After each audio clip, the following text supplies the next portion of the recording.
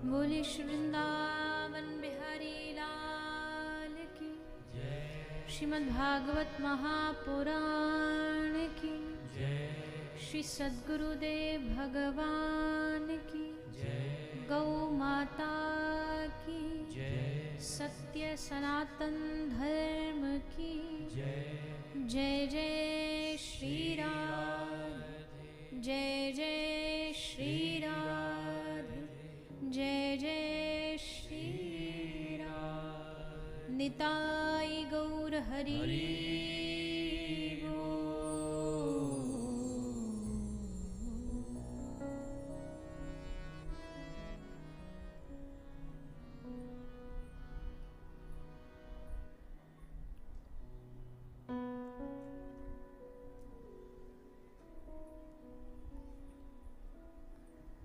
आइए चित सार सिंधु सर्वस्व भगवान श्री राधे गोविंद के चरण कमलों का ध्यान करते हुए सभी श्रीमद् भागवत गंगा में प्रवेश करें। पधारे हुए सभी हरि भक्तों वैष्णव जनों के चरणों में व्यासपीठ की ओर से आप सभी को मेरा प्रणाम।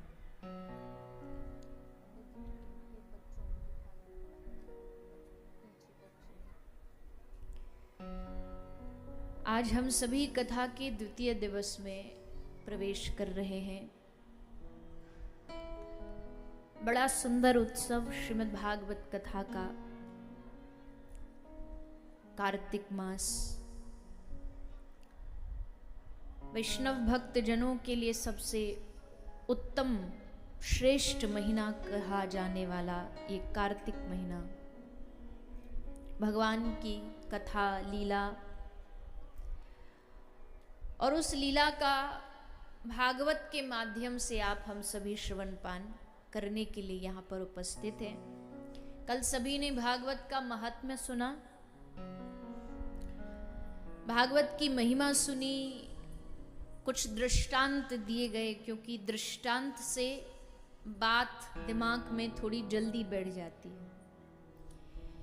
इसलिए सूत जी महाराज ने 88,000 ऋषियों को कथा सुनाने से पहले भागवत का मूल्य, जो कि कोई बता नहीं सकता है, लेकिन महिमा बताने की प्रयास की, कोशिश की। देवताओं को भी जो भागवत प्राप्य नहीं होती है, सुखदेव जी अमृत लाए हुए देवताओं को लौटा देते हैं कि तुम इसके अधिकारी नहीं हो। तो ये भागवत कितनी उच्च श्रेष्ठ, वेद व्यास जी की रचना, मतलब साक्षात भगवान की वाणी है। भागवत को विष्णु मुखी भी कहा जाता है, क्योंकि ये भगवान के मुख से प्रकट हुई है। और भगवान के मुख से जो प्रकट होता है, उसकी एक एक बात, एक एक शब्द, एक एक श्लोक भगवतमयी वाणी है, यानी जीवन में उपयोगी है। कई बार हमसे लोग आके पूछते हैं, भागवत का कोई ऐसा अध्याय बता दो जो सबसे जरूरी हो, हम वो पढ़ लें बस। कह रहे हैं भैया 17 पुराणों में से तो निचोड़ लेकर के व्यास जी ने 18वां महापुराण बनाया। इसका मतलब है 17 पुराणों का जो जो मूल है, मुख्य है, जो सार है, वो चुन के थोड़ा थोड़ा सा व्यास जी ने इस भागवत में लिख दिया। अब इसमें एक कोई प्रसंग, एक कोई अध्याय कहना, ये भागवत जी के लिए भी अपराध है, क्योंकि यहां का हर शब्द महत्वपूर्ण है। इस भागवत सरिता 7 दिन तो एक क्रम चल गया, क्योंकि राजा परीक्षित के पास 7 ही दिन थे। भागवत 7 दिन से कहीं विशाल है, इसलिए भागवत जी के इन 7 दिन की कथा प्रसंगों में कोई 2-5 प्रसंग ही अच्छे से कह पाते होंगे कथा प्रवक्ता, बाकी तो सब ऐसे ही स्पर्श करके आगे निकल जाना पड़ता है। भागवत के प्रसंगों को समझना, भागवत के मूल को समझना, ये हर किसी की बस की बात नहीं है। महापुरुष कहते हैं भैया ये कोई साधारण, ये शास्त्रीय संगीत है। ऐसे शास्त्रीय संगीत सबके पल्ले नहीं पड़ता है। ज्यादा शास्त्रीय संगीत के कोई सभा चल रही हो, वहां पे किसी आम इंसान को बिठा दिया जाए तो पागल हो जाएगा, जिसको समझ नहीं होगी। बोले भैया ये क्या कर रहे हैं। एक शास्त्रीय संगीत के ज्ञाता शाम को 9 बजे बैठे, सुबह 4 बज गए उनको एक ही कोई राग की एक पंक्ति गाते गाते 4 बजे पूरा पंडाल खाली हो गया, बस एक ही आदमी बैठा था। तो उन उस्ताद जी ने कहा वाह भैया तू संगीत का सच्चा प्रेमी है, मान गए तुझे बड़ा प्रेम है संगीत से। वो बोला अरे उस्ताद जी काहे का प्रेम, मैं माइक वाला हूं, आप बंद करो तो मैं भी उठ के जाऊं।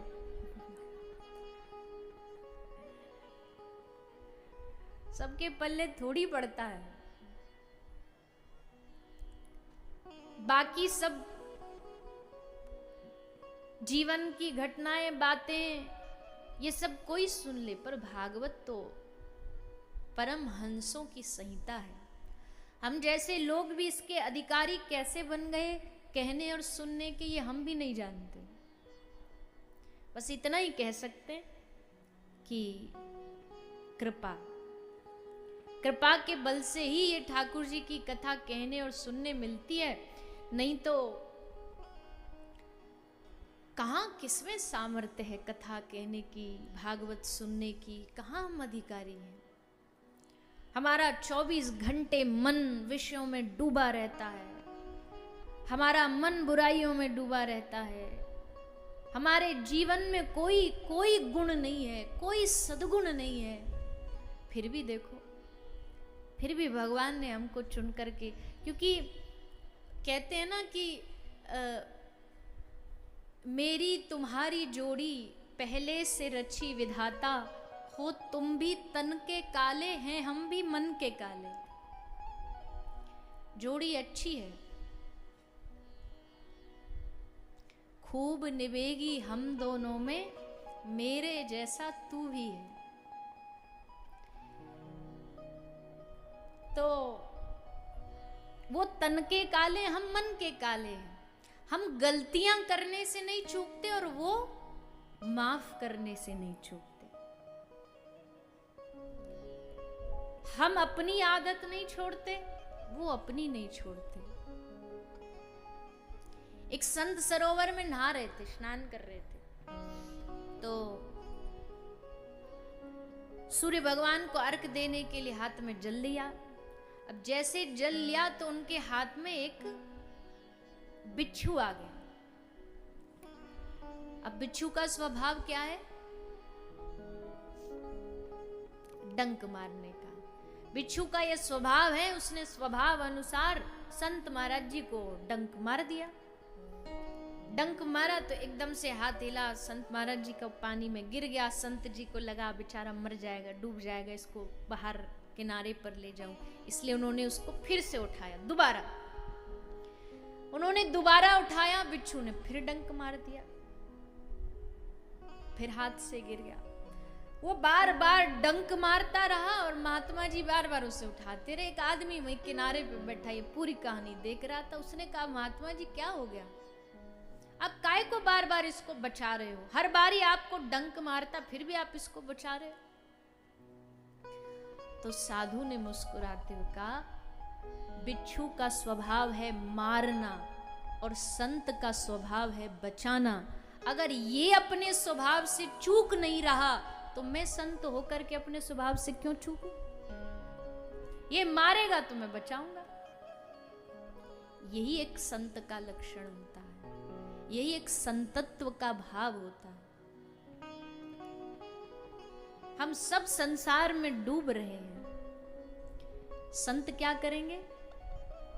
संत नाव लेकर के आएंगे, सत्संग की नाव।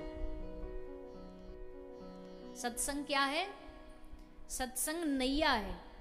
इस नैया में बिठा कर के साधो हमको इस संसार से पार उतारने का काम करते हैं। जैसे अब देखो, जिसका मालिक जैसा होता है ना, स्वामी में भी धीरे धीरे वही गुण आने लगते हैं। हमने ऐसा ज्यादातर देखा है। किसी का मालिक ज्यादा घमंडी होगा ना, तो उसका जो नौकर होगा वो उससे डबल घमंडी होगा। किसी में विनम्रता होगी तो उसके जो नीचे सेवक होंगे उनमें भी विनम्रता आ जाएगी।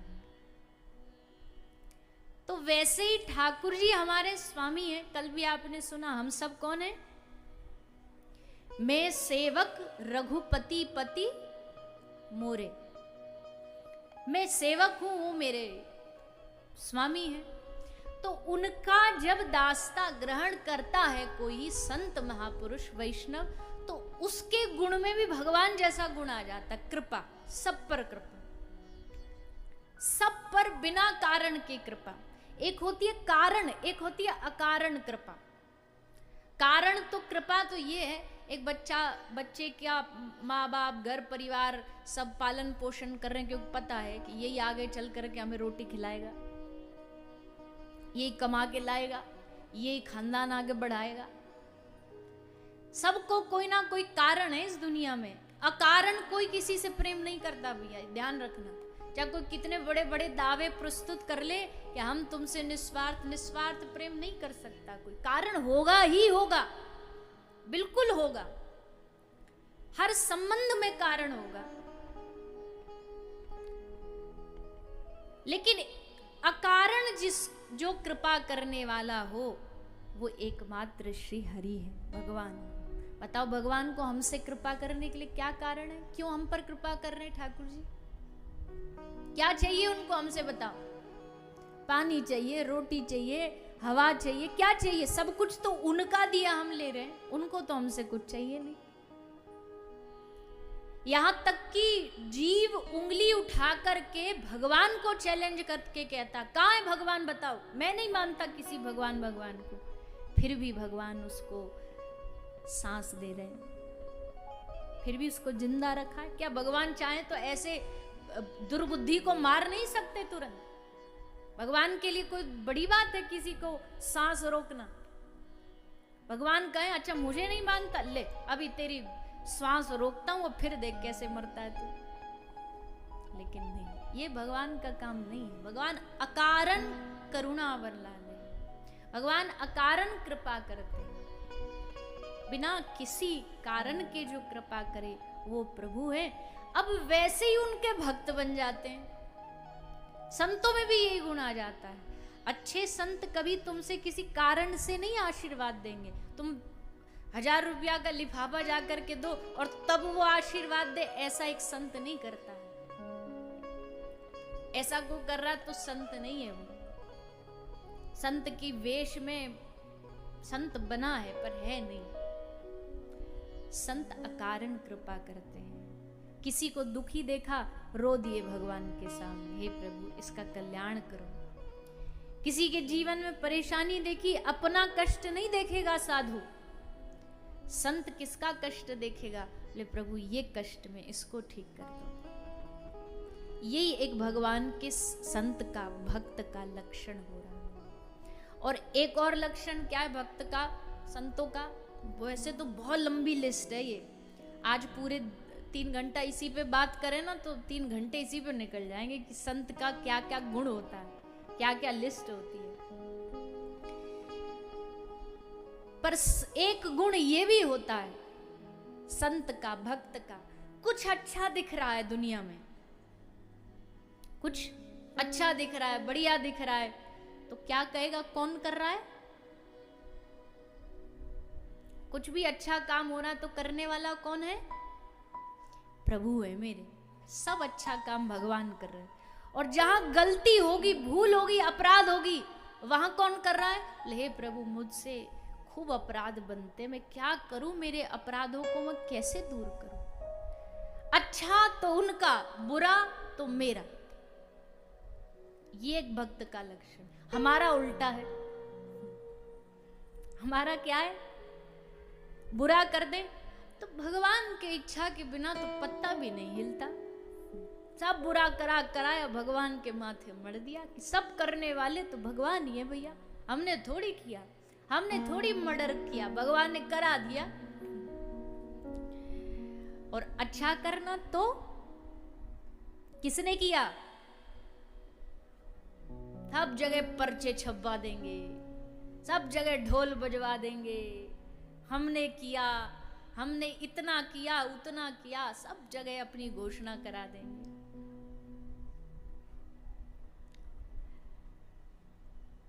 एक दृष्टांत में कथा सुनाई जाती, बोले एक महात्मा जी का छोटा सा आश्रम था। उस आश्रम में एक गैया रहती थी। उन्होंने आश्रम को बढ़िया बना रखा था। एक दिन गैया थोड़ा इधर उधर हुई, उन्होंने एक डंडा मारा उसमें, और डंडा मारा तो गैया मर गई। अब गौ हत्या तो दुनिया का सबसे बड़ा अपराध है। चित्रगुप्त जी आए, यमराज के सब दूत आए, बोले इसका हिसाब किताब। बोले महाराज इसने हत्या करी है, इसको दंड मिलना चाहिए। तो वो नकली साधु थे, असली वाले नहीं थे। तो बचने के लिए उन्होंने क्या कहा, देखो जी हमने सुना है शरीर में हाथ जो है इसके देवता इंद्र हैं, बाजू के बाहु के देवता इंद्र माने जाते हैं। तो अगर हमारे हाथ ने गाय को मारा है तो इसका मतलब हमने नहीं मारा, इंद्र ने मारा है, तो दंड भी इंद्र को मिलना चाहिए, हमको क्यों मिलेगा? इंद्र को लाभ बुला के। अब चित्रगुप्त जी और सब लोग इंद्र की सभा में गए, बोले चलिए हुजूर हाजिर होइए। बोले क्यों, क्या हुआ? बोले एक नया केस आया है, मारी है गाय उसने, और कह रहा है कि इंद्र को दंड मिलना चाहिए क्योंकि हाथ का देवता वो है, हमने थोड़ी मारी, हाथ ने मारी है। इंद्र बोला अच्छा। अब देवी देवता भी जानते तो हैं कि ऐसे कैसे कैसे लोग होते हैं, तो उनको भी बचने के आते हैं उपाय। आ गए, बोले चलो हम चलते। आ गए इंद्र देवता। इंद्र देवता ने पूछा कि भैया महात्मा जी किसने गाय मारी? बोले हाथ ने मारी, और हाथ के देवता आप हो तो आपको दंड मिलेगा, आप नरक जाओगे, हम नहीं जाएंगे। महात्मा इंद्र देवता बोले चलो हम चले जाएंगे, कोई बात नहीं, पर भैया जो कहो आप, आश्रम बड़ा अच्छा है, क्या सुंदर सुंदर पेड़ लगे हैं, क्या यहाँ हरियाली है, फल के पेड़ लगे हुए हैं, इतना सुंदर आश्रम तो मैंने आज तक नहीं देखा। तो तुरंत महात्मा जी बोले अरे ऐसे थोड़ी बन गया, एक एक पेड़ को अपने हाथ से हमने लगाया है, ये आश्रम ऐसे ही थोड़ी, हमने मेहनत से इसको बनाया है। इंद्र देवता हंस के बोले कि ये जो पेड़ लगाए, हरियाली हुई, ये तो तेरे हाथ ने किया, और जो पाप हो गया वो हमारे हाथ ने किया। चल बेटा तू हमारे संगी, तुझे सीधा नरक लेकर के जाएंगे। अब उसे डालकर अपने संग लेकर के गए। बचने के हम कितने बहाने ढूंढ लेते हैं, अपनी अपराधों को छुपाने के कितने कपट कर लेते हैं। सही बात है, ये इंसान कपट का पुतला है, इसमें इतना कपट है, इतना छल है। और जबकि ठाकुर जी रामचरितमानस में क्या कह रहे हैं, मोही कपट छल छिद्र न भावा। भैया तुम कोई भी दुर्गुण लेके आ जाना, मैं माफ कर दूंगा, पर मेरे सामने कपट मत लेकर के आना, छल कपट से मेरे सामने मत आना, क्योंकि दुनिया को छल कपट से ठग सकते हो पर प्रभु को नहीं ठग सकते, क्योंकि वो अच्छे प्रकार से जानता है कि तुम्हारे मन में इस समय चल क्या रहा है। हमको तो ये सारे के सारे चेहरे कथा में बैठे हुए दिख रहे हैं कि भाई सब भगत लोग बैठे हैं, पर मन में क्या चल रहा है, धंधा बिजनेस, घूमना फिरना, सोना, कामना, वासना क्या चल रही है, ये तो ठाकुर जी अच्छे से जानते हैं। सब कुछ पता है कि यहाँ बैठा बैठा मन में क्या जाल बुने जा रहा है। इसलिए सब बार बार कहते भैया दुनिया आपका चेहरा देखती है, प्रेजेंटेशन देखती है, पर ठाकुर जी आपका इंटेंशन देखते हैं, आपके मन का भाव देखते हैं, वो कैसा। तो भक्त का लक्षण है गुण तुम्हार समझे निज दोषा। गुण उनका और दोष मेरा, ये एक भक्त का लक्षण होता है, एक साधु का लक्षण होता है। एक और भक्त का लक्षण क्या होता है? बोले भक्त बड़ा चतुर होता है। चतुर नेगेटिव वे में नहीं, चतुर क्या है? किसी के कान भरने से हट गया, भक्ति के रास्ते से डर गया, ये भक्त नहीं हो सकता। किसी ने कहा चंदन देख के, अरे राम राम राम, ये कोई उम्र है भजन करने की? अभी से कंठी माला चंदन बाबा जी बना फिरता है, घर काम धंधा कुछ देखता नहीं, जब देखो वृंदावन पाया जाता है। डर गया, अब नहीं जाएंगे, कल से मिटा दिया चंदन, हटा दी कंठी, डर के घर बैठ गया। ये भक्त का लक्षण नहीं है, ये एक वैष्णव का लक्षण नहीं है। भक्त का लक्षण क्या है? गाएंगे नहीं, बस ऐसी 2 लाइन। लगन तुमसे लगा बैठे, जो होगा देखा जाएगा। तुमसे लगा बैठे, जो होगा देखा जाएगा। उन्हें अपना बना बैठे, जो होगा देखा जाएगा। उन्हें अपना बना बैठे, जो होगा देखा जाएगा। अब हो गए उनके तो क्या डरना दुनिया से, क्यों छुपना दुनिया से, क्यों घबराना दुनिया से। भक्ति मार्ग में वही लोग आना जिनको दुनिया से डर न लगता, क्योंकि ये दुनिया भक्ति के रास्ते पर जीने नहीं देती है। इतिहास उठा के पढ़ लो, जितने भगवान के भक्त हुए, क्या नहीं किया दुनिया ने उनके साथ। मीरा थी, जहर पिला दिया।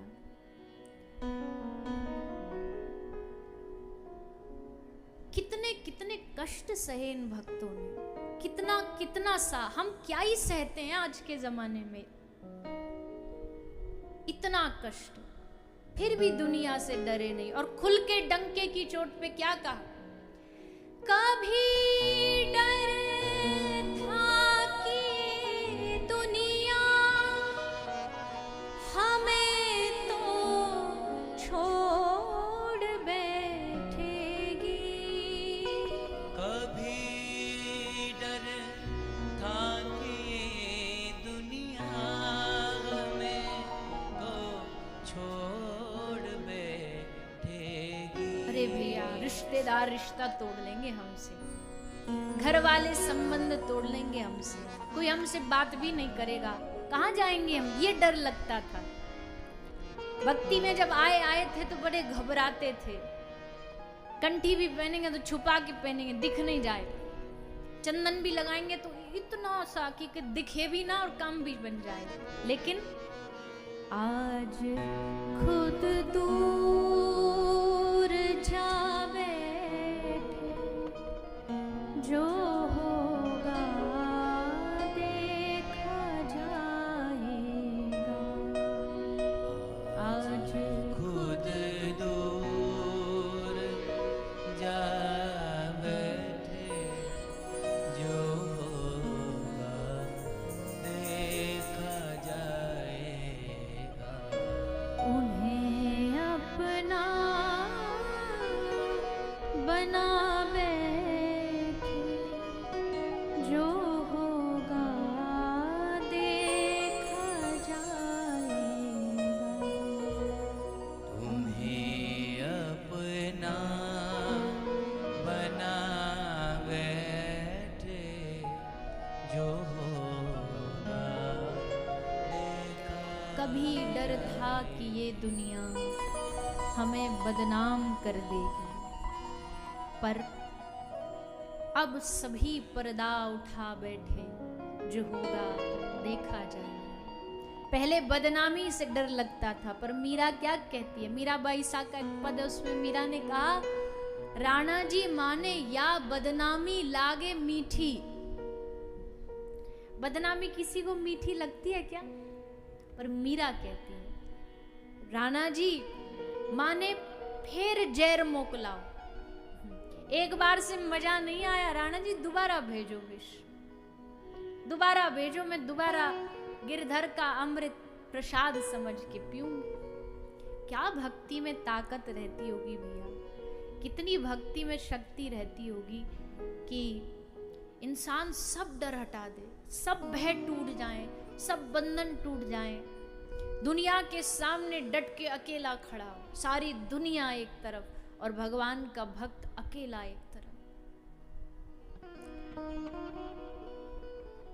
और जब दुनिया से बहुत सारी प्रतिकूलताएं मिलती है ना, विरोध मिलता है, तो भक्त का उत्साह कम नहीं होता, उल्टा बढ़ जाता है, उल्टा बढ़ता है। ये रोकेंगे, हम आगे बढ़ेंगे। भगवान खूब प्रतिकूलताएं देते हैं अपने भक्त को, घर छुड़वा देंगे, परिवार छुड़वा देंगे, रिश्तेदार दूर हो जाएंगे, समाज से अलग कर दिए जाओगे। एक आदि कोई होगा जो सहायक बनता है, सहायता देता है। मीराबाई सा के जीवन में कौन थे? कोई भी नहीं, सब की सब विरोधी थे। हाँ, जब बचपन में थी तो मायके में दूदा साहब थे, मीरा के दादा, जो सहायता करते थे मीरा को। और जब ससुराल पहुंच गई तो वहां कौन मिला? सहायक। कब लोग जानते, वैसे आप सब तो जानते ही होंगे मीराबाई सा का सारा चरित्र। एक ही वहां ससुराल पक्ष में था जो मीरा का पक्का समर्थक था, और वो थे मीरा के पति भोजराज। किसी ने कहा, राणा ने कहा भोजराज से कि तेरी पत्नी किसी और से प्रेम करती है, तुझे लज्जा नहीं आती? ये दिन भर गिरधर की मूर्ति लेके उसके संग संग नाचती रहती है, तुझको शर्म नहीं आती? रोक नहीं सकता तू इसको? डंके की चोट पर नाचती है बाबा जियों के साथ, इसने हमारे कुल खानदान की नाक कटवा के रख दी। किसी परपुरुष से प्यार करती है। तब भोजराज ने कहा, पहली बात तो वो परपुरुष नहीं है, वो परम पुरुष है। और दूसरी बात, भोजराज कहते हैं कि हे राणा जी, मेरा प्रेम में कंपटीशन एक ऐसे व्यक्ति से है कि अगर मैं उससे जीत गया तो भी मैं जीता, और हार गया तो भी मैं जीता। मेरा प्रेम में प्रतिस्पर्धा एक ऐसे पुरुष के साथ है कि उससे हारने में भी मजा है और उससे जीतने में भी मजा है। भगवान प्रतिकूल परिस्थितियां बहुत देते हैं, पर फिर कोई एक साथ देने वाला भी दे देते हैं। रानी रत्नावती, सारा राज्य खिलाफ था, पर रत्नावती की वो दासी, जिसको देख देख करके रत्नावती को प्रेम जागा ठाकुर जी से, उसने सहयोग किया। देखो, भक्ति का रंग तो संग से ही लगता है। ये संक्रामक रोग है भक्ति, संक्रामक रोग है, छूने से फैलती है, संग से फैलती है। तुम भक्तों के संग में रह जाओ कुछ दिन, देखो तुम्हारी बुद्धि भक्तों जैसी काम करने लग जाएगी।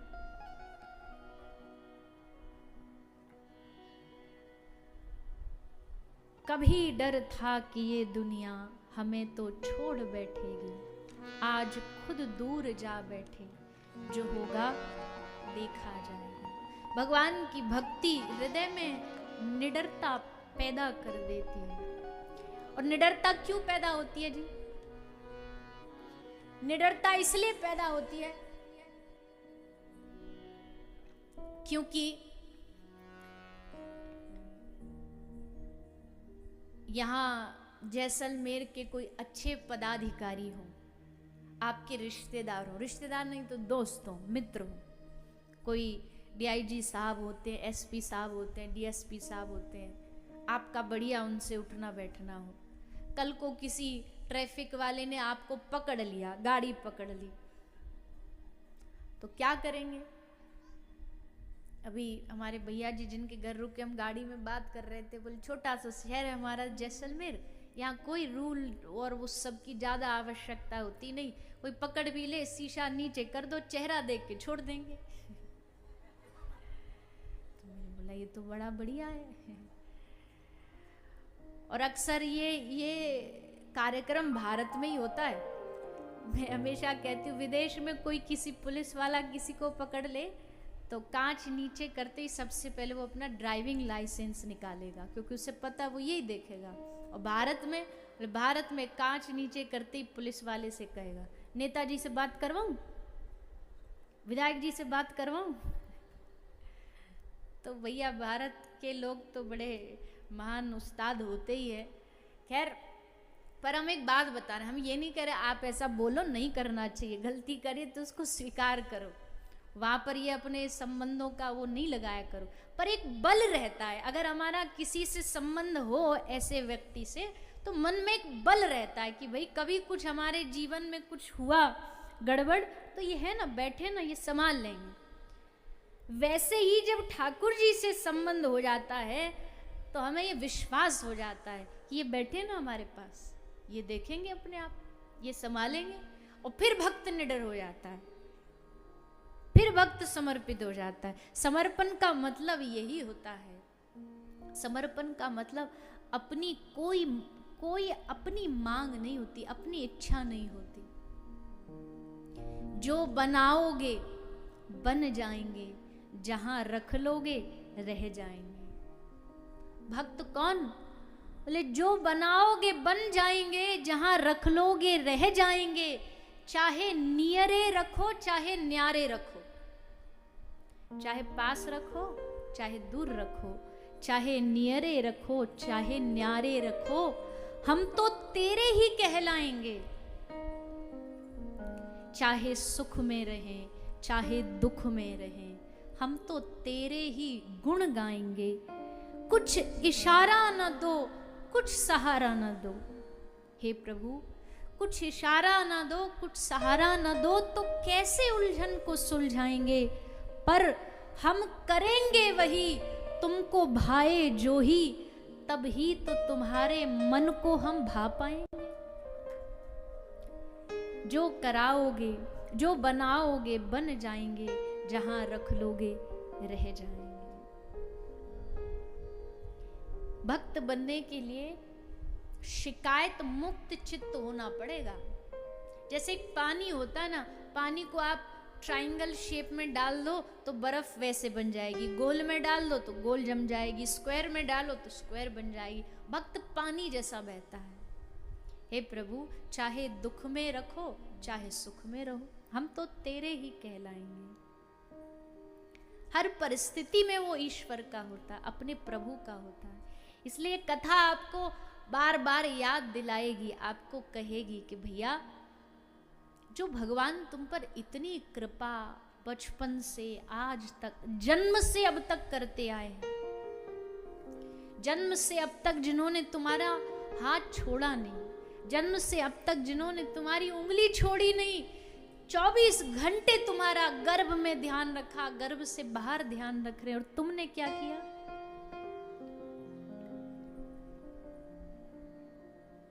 या झूठी माँ या के कारण, या झूठी माया के कारण। सूरदास जी का भाव है। सूरदास जी कह रहे हैं तूने किसको भुलाया और किसके लिए भुलाया? बोले झूठी माया के कारण तूने सच्चे ईश्वर को भुला दिया। या झूठी माया के कारण, या झूठी माया के कारण,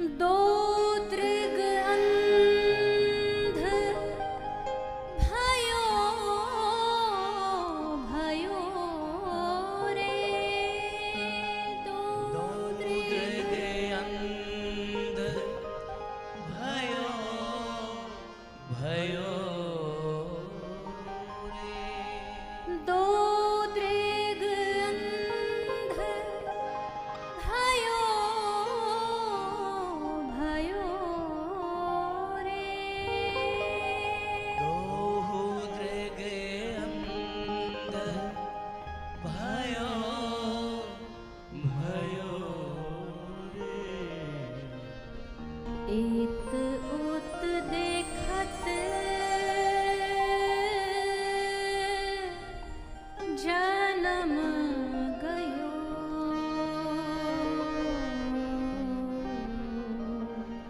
इत उत देखत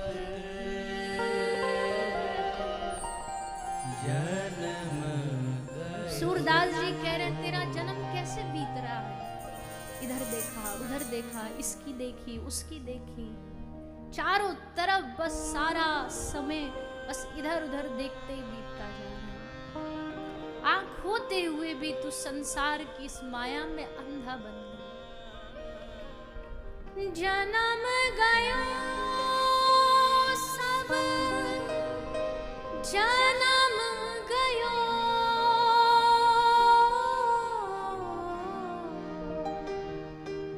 जन्म गयो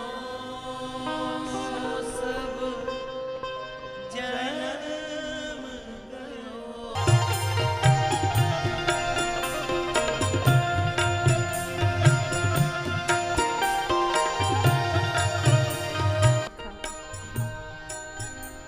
हमेशा इस दौड़ में दौड़ता रहा, क्या कमा लूं क्या पालूं किससे रिश्ता बना लूं। लेकिन तेरा जो सबसे पुराना रिश्ता अपने भगवान से था। गर्भ में जब तू तड़प रहा था, 84 के चक्कर में जब तू नाच रहा था, तो हर पल बाहें थामे भगवान तेरे साथ खड़ा था। लेकिन इस संसार की चकाचौंध में तू उन्हीं को भूल गया। एक बार कभी बैठ करके उनको याद न किया, उनको धन्यवाद नहीं दिया, उनसे प्रेम नहीं किया, और तू समझ रहा है कि तूने बहुत कुछ पा लिया। इस कंचन जैसे मनुष्य शरीर को माटी समझ करके हर दिन व्यर्थ में गवाता चला गया। सोच रहा है कि तू बड़े मुनाफे में है, पर इससे बड़ा घाटा क्या होगा कि संसार के लिए भगवान को भुला दे। इसलिए सूरदास जी हम सबको चेतावनी देते हुए कह रहे हैं,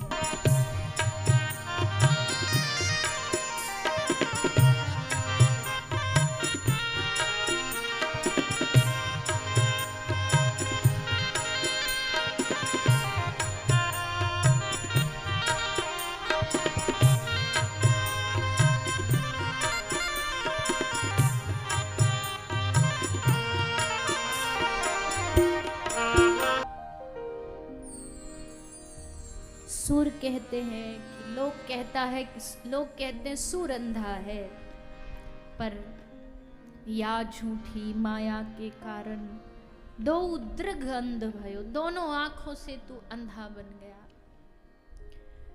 वो त्रिभुवनपति बिसर गए, जन्म कष्ट ते मात दुखित भई।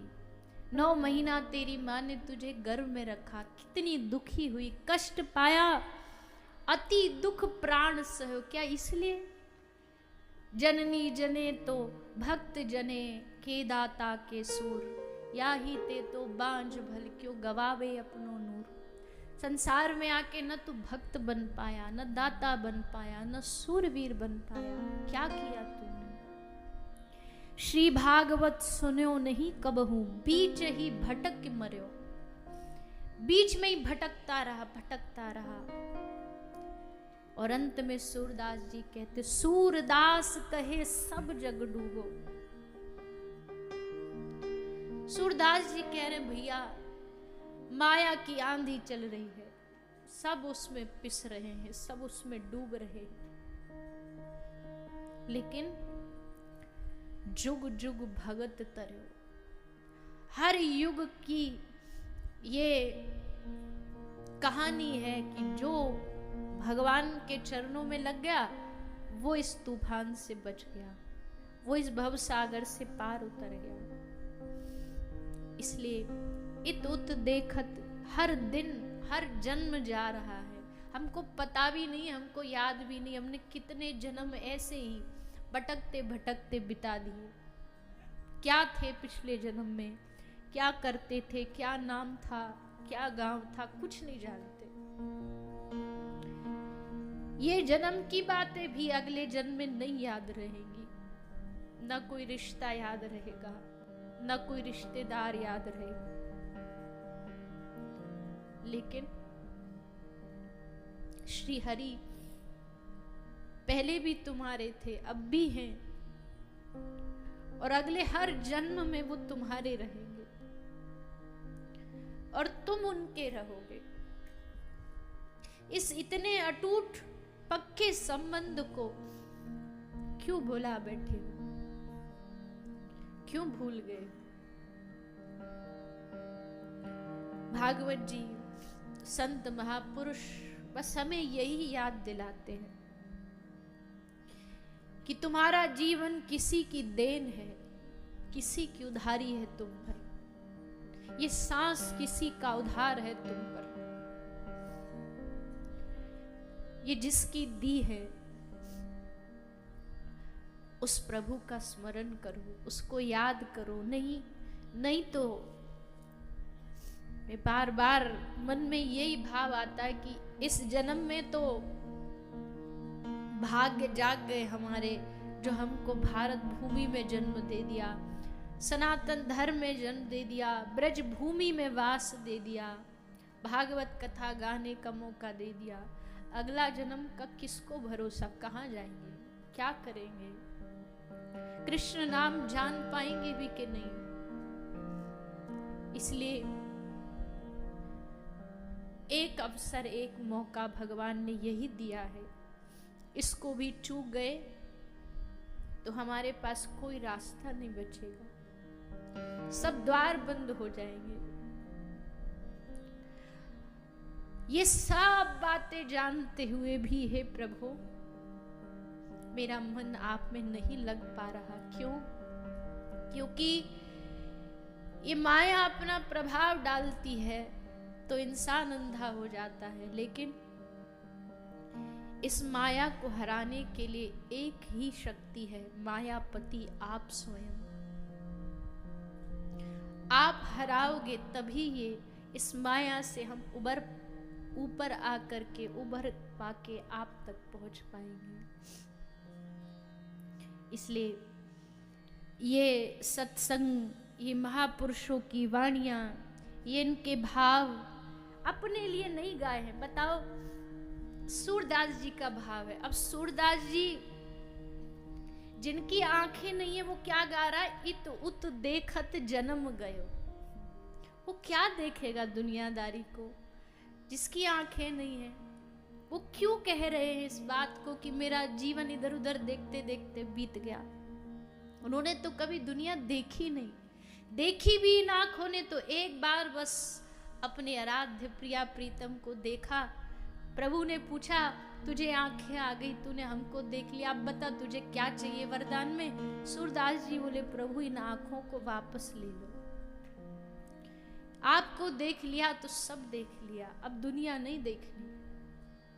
जिसकी आंखें ना हो वो कह रहा है कि मेरा जीवन इधर उधर देखते देखते बीत रहा। इसका मतलब है कि वो अपने लिए नहीं कह रहे, वो हम लोगों की दशा देख के कह रहे, हम लोगों को समझाने के लिए कह रहे हैं। इन सब महापुरुषों की वाणियां हमारे लिए, हमें जगाने के लिए, हमारे बुद्धि में ये बात बिठाने के लिए है कि इसका मतलब ये नहीं कहा गया है कि संसार त्याग करके भगवान को पा सकते हो। बोले ठीक है, संसार तुम्हारे जीवन का हिस्सा है, पर प्रभु को संसार से ऊपर रखो। अभी हमने संसार को प्रभु से ऊपर रखा हुआ, अभी हमने भगवान से ऊपर दुनिया को रखा है, पर हमें दुनिया से ऊपर भगवान को रखना है। बस इतनी सी बात है, इसको समझने में पता नहीं कितने जन्म लग जाते हैं। अगले भाव में सूर ने कहा, नाचो बहुत गोपाल अब में, काम क्रोध को पहर चोलना, कंठ विषय की माल, नाचो बहुत गोपाल। इस बात को समझने में जन्म लग जाते। हे प्रभु, हम पर कृपा करो कि इसी जन्म में हम समझ जाएं। तो जैसा कहा, पता नहीं अगले जन्म का कौन गारंटी देगा हमको, क्या करेंगे हम, कहाँ जाएंगे हम। हे नाथ, इसी जन्म में हमें अपना बना लीजिए। कोई ऐसा मिले, कोई ऐसा संत फकीर पहुंचा दे भव दरिया के तीर। ऐसा कोई साधु मिल जाए, ऐसा कोई संत मिल जाए जो हमारी उंगली पकड़ के हमें धीरे धीरे धीरे धीरे खींच करके ले जाए भगवान की ओर। ये मन खींचना साधुओं के बस की बात है भैया, नहीं तो हम जैसे चंचल मन वाले कहां भगवान तक पहुंचेंगे। अब कोई कहे ये तो असंभव है, वाला असंभव नहीं है। एक शेर इतना हिंसक प्राणी है, जंगल का राजा शेर एक बार दहाड़ दे तो सब कांपते हुए पागल हो जाए, भागे दौड़े छिपे, फाड़ दे अपने तीखे तीखे दांतों से। लेकिन वही शेर, इंसान उसको ऐसा वश में कर लेता है कि वो सर्कस में अपने इशारे पर उस शेर को नचाता है। मदमस्त हाथी एक बार बावरा हो गया तो अपनी सूंड से तबाही मचा दे, पूरे शहर को मिटा डाले। लेकिन वही हाथी एक शिकारी के इशारे पर सर्कस में नाच रहा है, सूंड पर बॉल फेंक फेंक के उछाल रहा है। कैसे उसको वश में कर लिया। वैसे ही साधुओं में, संतों में हिम्मत होती है हमारे इस भटकते हुए मन को वश में करके सारी जगह से हमारे मोह की गांठ खोल करके ठाकुर जी के पीतांबर से बांध देता है साधु। गुरु क्या करता है? गुरु कहता है तूने अपने मोह की डोरी संसार में बांध रखी है, अब आ, मैं तेरे इस मोह की डोरी को कृष्ण के पीतांबर से बांधूंगा। यही तो गुरु का काम है। और गुरु ना हो तो फिर किसमें इतनी ताकत है कि भगवान तक पहुंच पाए। ये तो कोई सद महापुरुष गुरु रूप में जीवन में आता है। गुरु कोई पद प्रतिष्ठा स्टेटस से नहीं बता सकते आप कि ये गुरु योग्य है कि नहीं है। गुरु की आंखें बता देती हैं कि हाँ,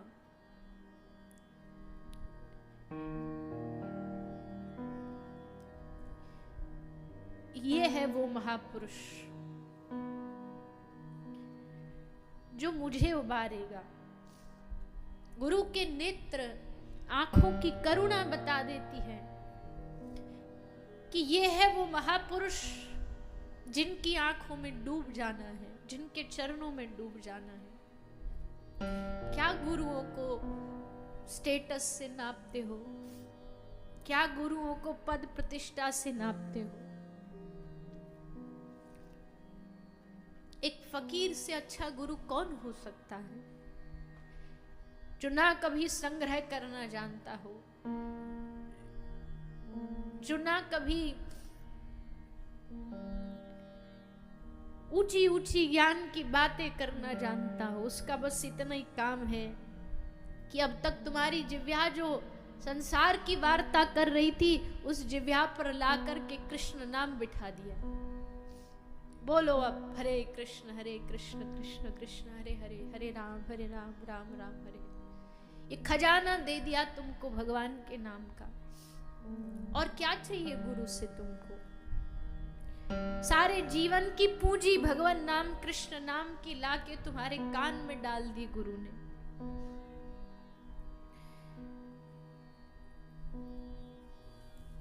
मीरा दिन रात रोती, अपनी सखी ललिता से कहती कि ललिता, मैं इतना ढूंढती हूं गिरधर को, गिरधर कहीं नहीं मिलता, क्या कारण है? तब उन्होंने कहा कि भाई साहब, मुझे लगता है कि अभी आपके जीवन में एक कमी है। क्या कमी है? आपके जीवन में अभी गुरु की कमी है। वैसे तो गिरधर से आपका सीधा रिश्ता है, लेकिन फिर भी रिश्ते को नाम देने के लिए गुरु की आवश्यकता होती है। बस अब मीरा गिरधर को नहीं ढूंढ रही, अब मीरा रोती है गुरु के लिए। और तभी किसी ने आके बताया, मीरा द्वार पर एक साधु आया है, साक्षात श्री रैदास जी पधारे। और उसी समय गुरु की खोज करनी होती है। गुरु तो सामने चल करके आ जाएगा। तुम सच्चे मन के दिल के भाव से एक बार पुकारो तो। जैसे मीरा ने सुना द्वार पर एक साधु आया है, मीरा उठी भागी, गिरती गिरती पड़ती भागी। जैसे रैदास जी को देखा, चरण पकड़ लिए। एक ही बार में समझ गई कि यही है मेरे वो चरण, जिनके आश्रय में बैठ करके मुझे गिरधर की प्राप्ति होगी। मीरा रैदास की हो गई। और रैदास, भाव बहुत हैं, कई ग्रंथों में अलग अलग भाव भी हैं मीरा के गुरु के, पर जो हमने पढ़ा है वो ये कि रैदास जी गुरु स्वरूप में मीराबाई सा को प्राप्त हुए। फिर तो बस, फिर मीरा को कहाँ गिरधर नहीं दिखे, कण कण में गिरधर दिखे। तो बस इतना ही कह सकते हम, कोई जादू नहीं है, कोई टोना टोटका नहीं है जो जादू से ये बात सबके हृदय में या अपने मन में भी भर सके। पर इतना जरूर है कि संसार में चाहे कुछ भी करो, कहीं भी रहो, बस हर पल हर क्षण अपने प्रभु को संग में रखो, यादों में रखो।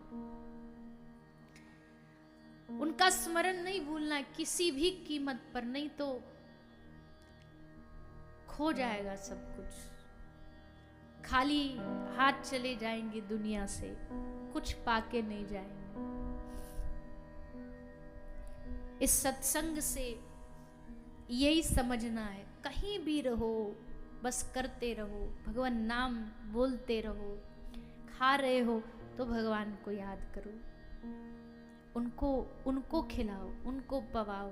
कहीं जा रहे हो, मूर्ति रूप में नहीं ले जा सकते, हाथ जोड़ करके कहो, प्रभु आप हमारे संग चलो, आपके बगैर हमारी यात्रा अधूरी है।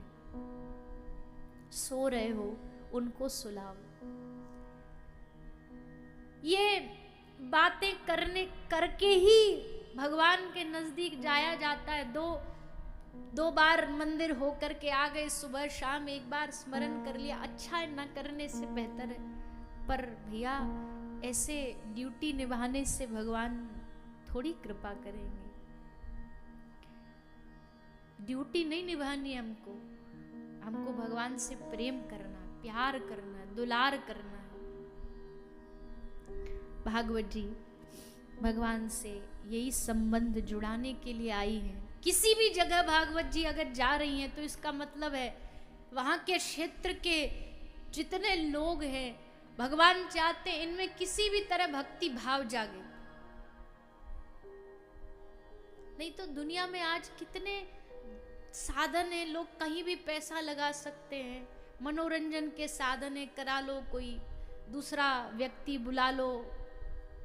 पर भागवत जी बुलाई है, इसका मतलब है भगवान चाहते हैं कि आप सबके हृदय में भगवत भक्ति पैदा हो, क्योंकि भक्ति एकमात्र ऐसी चीज है जो भगवान तक पहुंचाएगी। बिना भक्ति के भगवान प्राप्त नहीं होने वाले। भक्ति हृदय में होनी ही चाहिए।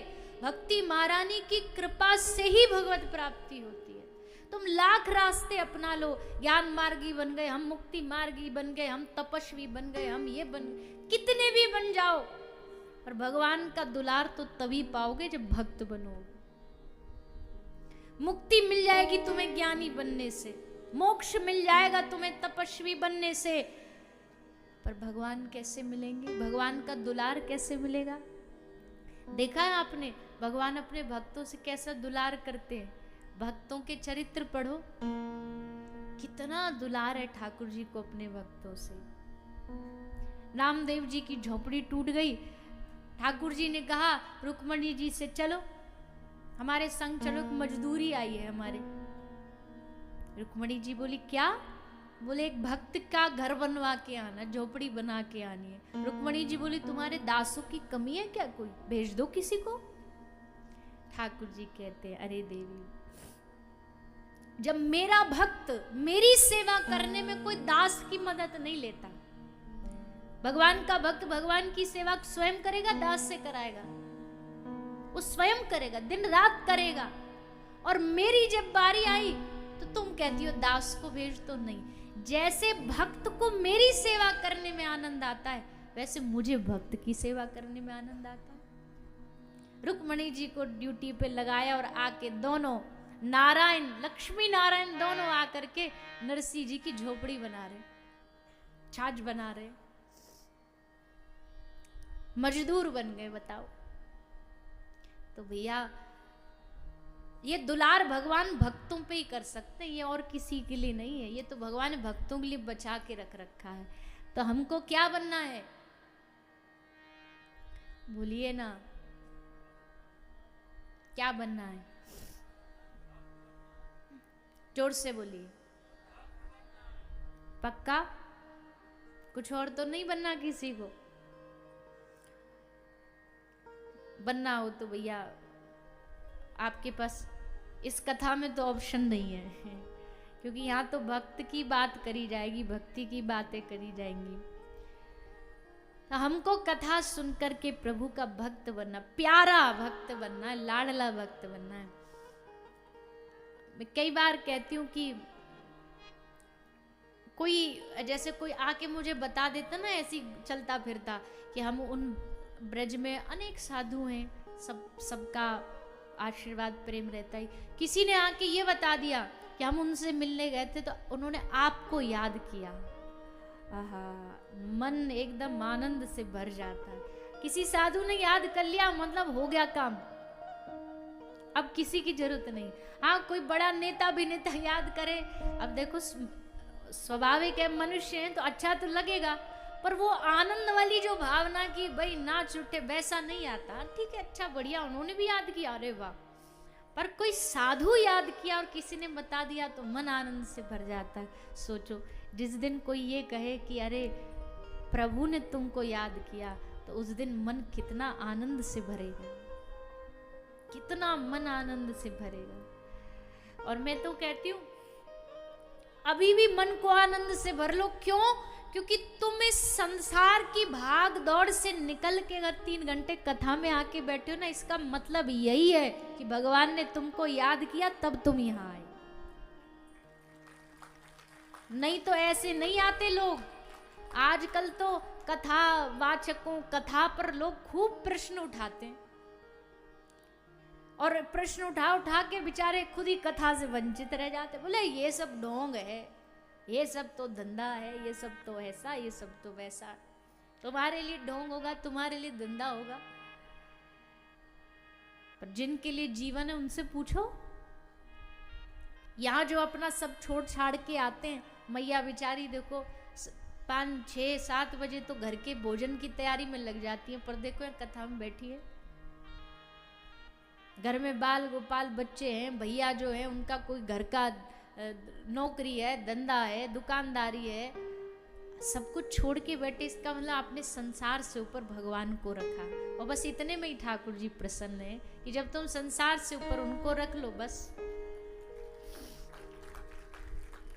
तो भैया यही भक्ति है, यही भक्ति का स्वरूप है। आओ अब एक छोटा सा भाव गाते हैं तो वातावरण भी थोड़ा बदलेगा। और सुंदर भाव है, मीराबाई सा का ही है। और वैसे भी अभी चर्चा चल ही रही थी कि भाई भक्ति में ज़्यादा सोच विचार नहीं करना चाहिए, दुनियादारी कुछ भी कहे, जब उनके हो गए तो हो गए। उसी भाव में मीराबाई सा कहती है, राणा रूठे सब जग छूटे, पर मीरा कहती है मैं तो गोविंदरा गुण गास्याई माँ। तो भैया भक्ति मार्ग में वही चलो जिन्होंने एकदम कमर पे पट्टा बांध लिया हो कि अब तो जी के उठेंगे या मर के उठेंगे, पर होंगे तो ठाकुर जी के, तो ही चलियो, नहीं तो यार रास्ता में बड़े बड़े अटकाव भी हैं। भक्ति रास्ता सरल भी है तो भक्ति रास्ता टेढ़ा भी बहुत है। सबसे टेढ़ा यही है, लोक लज्जा नहीं छूटती है, और जो इससे परे उठ गया ना तो फिर तो महाराज फिर ठाकुर जी की कृपा निश्चित है। तो इसी भाव के साथ भागवत जी में हम सब विराजे हैं, भागवत का श्रवण पान कर रहे हैं। अब भागवत का प्रथम स्कंध शुरू होता है। भगवान की स्तुति करी। जन्माद्यस्य यतुन्वयादितरतश्चार्थेष्वभिज्ञ स्वराट तेने ब्रह्म हृदयाय आदि कवये मुह्यन्ति यत्सूरया तेजो वारी मृदाम यथा विनिमयो यत्र त्रिशर्गो मृषा धाम्ना स्वेन सदा निरस्तकुहकं सत्यं परं धीमहि धर्मः प्रोज्झित कैतवोत्र परमो निर्मत्सराणां सताम। 3 श्लोक है मंगलाचरण के। पहला बीज है, दूसरा वृक्ष है, तीसरा फल है। निगम कल्प तरोर गलितम फलम शुकमुखाद अमृत द्रव्य संयुतम पिबत भागवतम रसमालयम मुहुरहो रसिका भुवि भावुका। तो बीज है जो प्रथम श्लोक है। बड़ा सुंदर मंगलाचरण है, सबका स्वागत किया, सार्वभौम स्वागत किया, किसी एक व्यक्ति आराध्य विशेष का स्वागत नहीं किया। सत्यम परम धीमहि सर्वजन हिताय सर्व संप्रदाय हिताय, सबके लिए ये भागवत है। अधिकारी कौन है उसका बताया, प्रयोजन क्या है कथा का वो भी बताया, और भागवत क्या है वो भी बताया कि ये वेदों पर लगा हुआ एक पका हुआ गलितम, गला मतलब पका हुआ फल है। इस फल को किसने चखा? किसने चखा? फल को खाने, एक फल को एक पक्षी खा लेता है तो हम समझ जाते हैं ये फल बड़ा मीठा है। कौन सा पक्षी है वो? तोता, शुक। भागवत जी में विराजमान है सुखदेव जी। हम कई बार ये बात बोलते हैं, देखो सुखदेव जी ने जब कथा सुनाई तो मनुष्य रूप में सुनाई। 16 वर्षीय सुखदेव जी आए कथा सुनाने, पर भागवत में विराजते शुक रूप सुखदेव, तोते के रूप में। ऐसा क्यों? बोले ये शुक का जो भगवत साम्राज्य में जो स्वरूप है ना, ये वो है। आपने कल कथा सुनी, राधा रानी ने अपने हाथ पे शुक को, तोते को बिठाया और फिर भागवत सुनाई। तो वो जो स्वरूप है नित्य धाम का, उस रूप में सुखदेव जी को पूजा जाता है। क्योंकि शुक की वाणी, शुक के जिव्या में बड़ी मधुरता होती है, इसलिए कोई फल तोता खा ले तो आदमी आंख बंद करके समझ लेता कि भैया फल मीठा होगा, ये तोते ने चखा हुआ है। तो भागवत फल तो मीठा था ही, पर शुक रूपी सुखदेव जी ने जब इस भागवत को आकर के स्पर्श किया, इसका स्वाद लिया, तो ये भागवत और भी अधिक मीठी हो गई, मधुरतम हो गई। तो इसलिए पिबत भागवतम रसमालयम, इस रस को पियो। आगे भगवान नर नारायण को प्रणाम किया गया। धर्म अर्थ काम मोक्ष के बारे में बताया। धर्मस्य ह्याय पवर्गस्य नार्थोर्था योपकल्पते। धर्म क्या है, अर्थ क्या है, कहाँ किसकी आवश्यकता, वो बताई। फिर भगवान के 24 अवतारों की कथा आई। 24 अवतार भगवान के अलग अलग स्वरूप में, अलग अलग गुण लीला के द्वारा भगवान ने लिए हैं। युग की आवश्यकता अनुसार भगवान रूप धर लेते हैं। त्रेता में मर्यादा की आवश्यकता थी तो मर्यादा पुरुषोत्तम बन गए। द्वापर में लगा कि भैया मर्यादा बहुत जी ली, अब तो हम लीला करेंगे। इस अवतार में कोई मर्यादा नहीं रखेंगे, तो लीला पुरुषोत्तम श्री कृष्ण बन गए। तो युग अनुसार भगवान लीला करते हैं, अपने भक्तों के भाव अनुसार लीला करते हैं। कलयुग में कल की अवतार होगा, पर उसको तो भैया बड़ा लंबा समय बाकी अभी। कई लोग हमको कहते हैं, बोले कलयुग का अंत चल रहा है। मैंने कहा बता, हद हो गई। भागवत जी कह रही हैं कलयुग की शुरुआत चल रही है, और कुछ लोग ऐसी भ्रांतियां फैला रहे हैं कि कलयुग का अंत चल रहा है। अब हम भागवत की मानेंगे कि कोई मन गढ़ंत बातें मानेंगे? कोई भी बात को ऐसी नहीं मान लेना चाहिए। भागवत जी में पढ़ना चाहिए, भागवत में पढ़ो या भगवत गीता में पढ़ो, रामचरितमानस में पढ़ो, वाल्मीकि रामायण में पढ़ो। अगर वो ये बात कहती है तब मानो, किसी की भी आय की बात को नहीं मान लेना चाहिए। कलयुग अभी तो शुरू हुआ है, कलयुग का अंत अभी नहीं आने वाला। हजारों नहीं, लाखों करोड़ों बार हम जन्म ले लेंगे, मक्खी मच्छर बन लेंगे, पता नहीं क्या क्या बनेंगे, तब जाके कलयुग के अंत में कल की अवतार होगा। कलयुग का अंत इतना आसान थोड़े, जैसे आज के जमाने में लोग कहते भैया पाप को देख के लग रहा है कलयुग चरम पे है। ये चरम नहीं है, अभी तो कलयुग छोटा सा बालक है, पल्ले में झूल रहा है। अभी तो बच्चा है कलयुग, अभी धीरे धीरे जवान होगा, और जवानी में तो अपना घमंड होता ही है। फिर कलयुग को जवानी चढ़ेगी, एकदम नौजवान रूप में आएगा, फिर और अवस्था बढ़ेगी, और भैया फिर कलयुग के अंत में प्रचंड कलयुग आएगा। और ऐसा कलयुग आएगा हमारी बुद्धि, हमारी सोच, हमारी समझ से परे। आजकल लोग पशु खा रहे हैं, तब इंसान इंसान को मार के खाएगा। संसार में कहीं धरती पर पानी की एक बूंद नहीं बचेगी।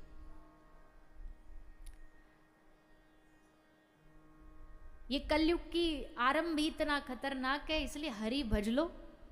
इस चक्कर से जितना जल्दी निकल जाएंगे उतना ही अच्छा है, क्योंकि यहाँ समय आगे भयानक ही होने वाला है। यहाँ समय आसान नहीं, खतरनाक ही होगा। आज ही इतना खतरनाक है, आज ही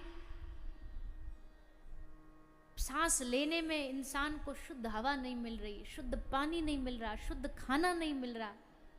बची कुची कसर हम पूरी कर देते हैं। जहाँ हमें जरूरत थी कि हम घरों में अपने बड़ी श्रद्धा के साथ, प्रेम के साथ गौ माता को रखें, उनकी सेवा करें,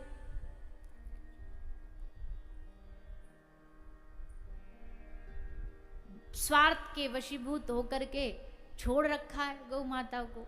हम पहले दिन गए थे उधर, आपके समय तो बस थोड़ा ही था, पर हमने कहा कि चलो भाई आज ही चलो, फिर तो संध्या को कथा हो गई, कम से कम कह तो देंगे। जैसलमेर गए थे तो वहाँ का सम देख के आए थे, तो हमको पहले दिन ले गए। रास्ते में भैया गायों के झुंड का झुंड बैठा सड़कों पे। एक आध गाय नहीं थी, 1 2 5 10 नहीं, सैकड़ों गाय बैठी है सड़कों पे। लावारिस तो नहीं थी, ड्राइवर भैया तो बता रहा था कि ये सबकी घर की गाय हैं, शाम को मच्छर ना आ जाए इसलिए लोग छोड़ देते हैं। और गौ माता भी बड़ी भोली है बेचारी, इनके सीधेपन की भी लोग बड़ा फायदा उठाते हैं। ये आ जाएंगी, रात भर तो घर से बाहर रहेंगी, और जब दूध देने का समय होगा तो घर वाले ग्वाला घर पहुंच जाती हैं।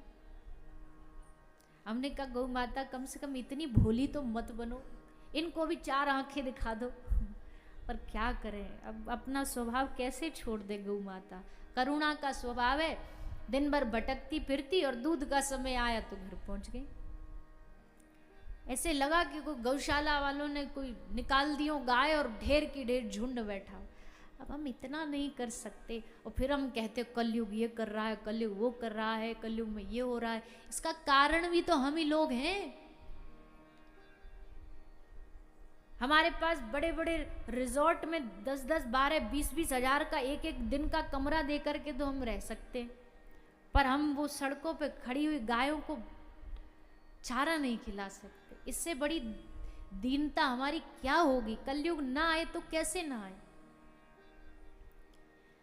तो वही हम देखो, दुनिया को तो हम बदलने का कोई हमारे पास सामर्थ्य नहीं, कोई शायद हम कोई ठेकेदार भी नहीं, और ना दुनिया को कोई आज तक बदल पाए, और ना हमारा कोई उद्देश्य है दुनिया बदलने का। पर इतनी प्रार्थना तो जरूर है आप लोगों से, अपनी पहचान को मत खोइए। गाय हमारी पहचान है, गाय हमारा अस्तित्व है, गौ माता हमारा अस्तित्व है। गाय की रक्षा ही हमारी रक्षा है, गाय की हत्या ही हमारी हत्या है। गाय का वध मतलब मानवता का वध है, इंसानियत का वध है। इसलिए खूब सेवा किया करिए। घर में गाय रखो, गाय रखते हो तो उसको समय पर दूध लेने का है तो चारा खिलाने का भी ध्यान रखो। दूध देना बंद कर देती तो क्या ये मतलब है कि आप उसको कहीं भी किसी कसाई बुचड़ खाने में बेचाओ? ये कहाँ का धर्म कहता है? साक्षात भगवत स्वरूप गाय को आप चंद पैसा के लालच में जाकर के अगर बेच रहे हो तो नरक में भी स्थान नहीं मिलेगा हमें। इतना सब हम क्या क्या ज्यादा मांगती है आपसे गौ माता? एक दिन भर का चारा, वो भी सूखा चारा दे दो। घर का आपकी जो सब्जियां गुठलियां जो बचती है वो डाल देते। गौ माता उसको भी खा के, घर का कूड़ा कचरा खा के भी अमृत जैसा दूध देती है। एक हमारे गौ भक्त हैं भैया, उन्होंने हम एक बार ऐसे ही उन्होंने बोला तो बड़ी अच्छी बात बोली। उन्होंने तो पूरा हिसाब किताब लगा के बोला था, हमको तो पूरा याद नहीं, पर उन्होंने हिसाब ये लगाया कि आपके घर में जो अखबार आती है ना, उस अखबार की 30 दिन की रद्दी भी अगर आप बेचो और उस रद्दी का पूरा पैसा कैलकुलेट करके उन्होंने बताया कि उतना पैसा भी अगर आप उस पैसे को गौ माता के खाने वाने चारे में लगा दोगे ना, तो भी गौ माता आपसे उससे ज्यादा कुछ नहीं मांगेगी। बोझ नहीं है गौ माता। अब बताओ, अखबार की रद्दी से गौ माता का पालन पोषण हो सकता है। अब गौ सेवा कोई अखबार से रद्दी काम तो है नहीं। एक दिन में हजारों हजार रुपया की शराब पी जाते हैं लोग, हजारों रुपया की बीड़ी तंबाकू खा जाते हैं लोग, सैकड़ों रुपया की चाय पी जाते हैं लोग। क्या इतना सा हम गौ माता के लिए नहीं कर सकते? खैर, प्रार्थना निवेदन कल और विशेष चर्चा करेंगे, क्योंकि कल हमारी गौ माता का सबसे बड़ा वर्ष का दिन माना जाता है, गोपाष्टमी का। वैसे तो हर साल हम ये जो गोपाष्टमी उत्सव है अपने होडल हरियाणा, जहाँ हमारा ये अस्पताल है गायों का, वहीं रखते हैं। वार्षिक उत्सव होता है हर साल, वहाँ पे कथा होती है और पूरे क्षेत्र में जितनी गौशाला सबको भंडारा पहुँचाया जाता है, 56 भोग गौ माता को लगाए जाते हैं। पर इस बार नहीं हुआ कथा, क्योंकि उसका कारण भी ये था कि अस्पताल को हम थोड़ा बढ़ा रहे हैं। 10 साल से निरंतर वो चलता आ रहा है। अब उसको 5 फ्लोर का भारत का सबसे आधुनिक अस्पताल बना रहे हैं, तो उसको बनाने का कार्य चल रहा है, सब कंस्ट्रक्शन का काम चल रहा है, इसलिए वहाँ स्थान नहीं था कथा का। तो ये जो सौभाग्य है गोपाष्टमी का, ये कथा का सौभाग्य जैसलमेर वालों ने पकड़ लिया, हमारे मोदी परिवार ने पकड़ लिया कि भाई हमारे यहाँ कथा हो, गोपाष्टमी पे हो, तो इससे बड़ा शुभ दिन कोई नहीं हो सकता है। गोपाष्टमी महोत्सव जो हम कई वर्षों से अपने इस गौ सेवा धाम में मनाते आए, बहुत वर्षों बाद पहली गोपाष्टमी है जो ब्रज से बाहर मनाई जा रही है आपके जैसलमेर में, राजस्थान का मिनी वृंदावन। तो ये भी ब्रजभूमि है, पर हम प्रयास करेंगे। अच्छा, कल के लिए सब लोग पहले तो संकल्प लीजिए, कल दिन में कथा में आने से पहले सुबह सारे की सारे आपके क्षेत्र आसपास की जो भी कोई अच्छी गौशाला है वहाँ सुबह सब जाइएगा, गौशाला जाइएगा। जिनका गायों को जा कर के चारा खिलाओ, घर से ले जाओ, गुड़ ले जाओ। गाय भी सारी चीज़ खाती है। हम तो गौ माता को सब जो उनके सेहत के हिसाब से अच्छी होती है 56 भोग में, क्योंकि 56 कैसे बनाओगे, तो उसमें हम सब प्रकार की दालें रखते हैं, छोले रखते हैं और सब प्रकार के व्यंजन रखते हैं गौ माता को खिलाने। तो जिसका जो भाव वो ले जाइएगा, गौ माता को खिलाइएगा, गौ माता की पूजा करिएगा और फिर संध्या को कथा में आइएगा। संध्या को भी हम यहाँ पे गोपाष्टमी उत्सव मनाएंगे, गौ माता आएंगी, उनकी पूजन करेंगे और फिर गौ महिमा का भी वर्णन करेंगे।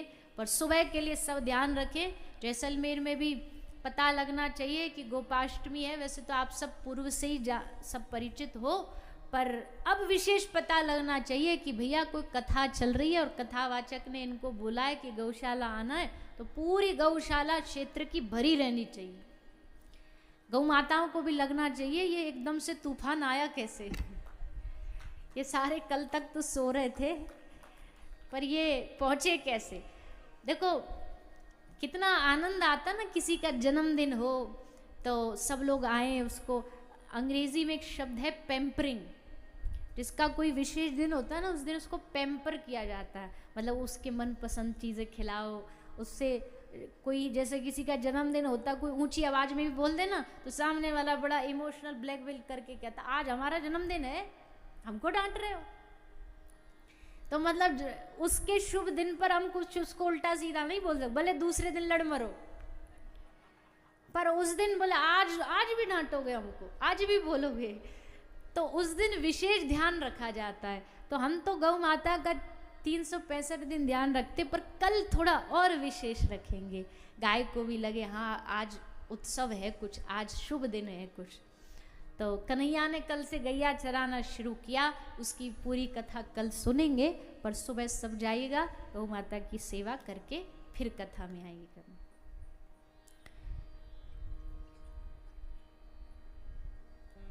कथा कहाँ चल रही थी? गोपाष्टमी में चले गए, उत्सव में चले गए। हाँ, गौ माता की सेवा करिए, कोई भी कष्ट गौ माता को ना हो ये ध्यान रखिए। कलयुग की पहचान है, जहाँ गाय कष्ट में हो वहाँ कलयुग प्रचंड वेग में रहता है, पर हमें कोशिश करनी है, रंग तो दिखाएगा कलयुग, पर हमें प्रयास करना है कि हम अपनी तरफ से पूरी कोशिश करें। तो 24 अवतार भगवान के हुए हैं, कल की अवतार कलयुग के अंत में होगा। 24 अवतारों की कथा आई, फिर कथा आई श्री व्यास जी ने भागवत को कैसे लिखा। व्यास जी ने भागवत की रचना कैसे की? बोले जब इतने ग्रंथ पहले से लिखे हुए थे, भागवत से पहले कितने पुराण लिखे गए हैं? बोलिए कितने पुराण हैं हमारे सनातन धर्म में? बोलिए ना जोर से, ऐसे दबे दबे से क्यों बोल रहे हो? 18 पुराण हैं, तो 17 लिखे जा चुके थे, फिर 18वें की क्या जरूरत थी? बोले व्यास जी अपने आश्रम में बड़े उदास बैठे थे। देवर्षि नारद जी आए, नारद जी ने पूछा व्यास जी इतना बड़ा ज्ञानी महापुरुष, और ज्ञानी क्या, वेद व्यास जी तो भगवान का ही अवतार है, भगवान व्यास भगवान का ही साक्षात स्वरूप है, तो आपने 17 पुराण लिखे, आपके भीतर इतना ज्ञान है, उसके बाद भी आप ऐसे चिंतित अवस्था में बैठे, शोभित नहीं लग रहे, अच्छे नहीं लग रहे। भगवान का भक्त चिंता में बैठा हो, और कोई संत के से आप मिलने जाए और आपको पता चले संत महाराज डिप्रेशन की गोलियां खा रहे हैं, तो बताओ कैसे संत? संत का मतलब होता है शांति, तितिक्षवः कारुणिकः सुहृदः सर्वदेहिनां अजात शत्रवः शांत साधव साधुभूषण। ये साधु के आभूषण हैं। और आप देखो कि संत एकदम बेचैनी में बैठा है, एंजाइटी में बैठा है, डिप्रेशन में है, तो फिर वो तो बात समझ नहीं आई। नारद जी पूछते व्यास जी से आपकी उदासी का कारण क्या है? व्यास जी ने कहा देखो नारद जी, हमको कोई अपनी उदासी नहीं है, हमारे बाल बच्चों की कोई उदासी नहीं, हम ये सोच रहे हैं कि आगे समय बड़ा भयावह आने वाला है, भयानक समय आएगा, लोगों में दान धर्म की भावना नहीं बचेगी। ऐसे समय में कलयुग में ऐसा क्या लिख के जाऊं मैं जो कलयुग के लोगों के लिए मददगार हो, उनकी सहायता हो सके। नारद जी ने कहा देखो व्यास जी, पहली बात तो आपको स्वतः अपना मन पहले शांत करना पड़ेगा। जब लेखक का मन ही शांत नहीं, तो पढ़ने वाले का कैसे शांत हो जाएगा? और आपका मन शांत न होने का कारण ये है नारद जी, व्यास जी, कि आपने 17 पुराणों में कहीं भी कृष्ण भक्ति का वर्णन नहीं किया है। ज्ञान बताया है, पूजा क्रम बताया है, कर्म कांड बताए, ये देवी की उपासना कर लो, ये देवता की कर लो, ये सिद्धि पालो, ये मंत्र से ये मिल जाएगा, वो मिल जाएगा। पर भक्ति के बारे में आपने कहीं व्याख्या नहीं करी, प्रेम के बारे में कहीं व्याख्या नहीं करी। और जब तक जीव भक्ति नहीं अपनाता ना, तब तक ये मन शांत नहीं होता। कथम बिना रोम हर्षम द्रवशा चेतसा बिना। नारद जी कह रहे हैं वो कथा कथा नहीं है जिसको सुनकर के आंखों से आंसू ना बहे, रोंगटे ना खड़े हो जाएं। कथा में हंस लो बहुत, ये बड़ी बात नहीं है। कथा में नाच लो बहुत, ये बड़ी बात नहीं। पर कथा सुन के पश्चाताप के अश्रु बहे, कथा सुनकर के भगवान को पाने के लिए व्याकुल हो जाओ, तब समझो कि कथा जो लिखी, कही और सुनी गई है वो तीनों सफल हुई। कथम बिना रोम हर्षम। एक कोई ग्रंथ लिखो जिसमें केवल भक्ति हो और कुछ नहीं। लालच मत देना किसी को भी भक्ति के नाम पे। आजकल लोग भक्ति के नाम पे बड़े लालची हैं। मंदिर जाने के नाम पे भी लालच है। मंदिर इसलिए जा रहे हैं क्योंकि फलाने मंदिर में लिखा है इच्छा पूर्ण हनुमान मंदिर, इच्छा पूर्ति करने वाले हनुमान जी हैं, इसलिए वहीं जाएंगे। रास्ते में चाहे कितने भी और हनुमान मंदिर पर जाएं, पर हम तो इच्छा पूर्ति हनुमान मंदिर में ही जाएंगे।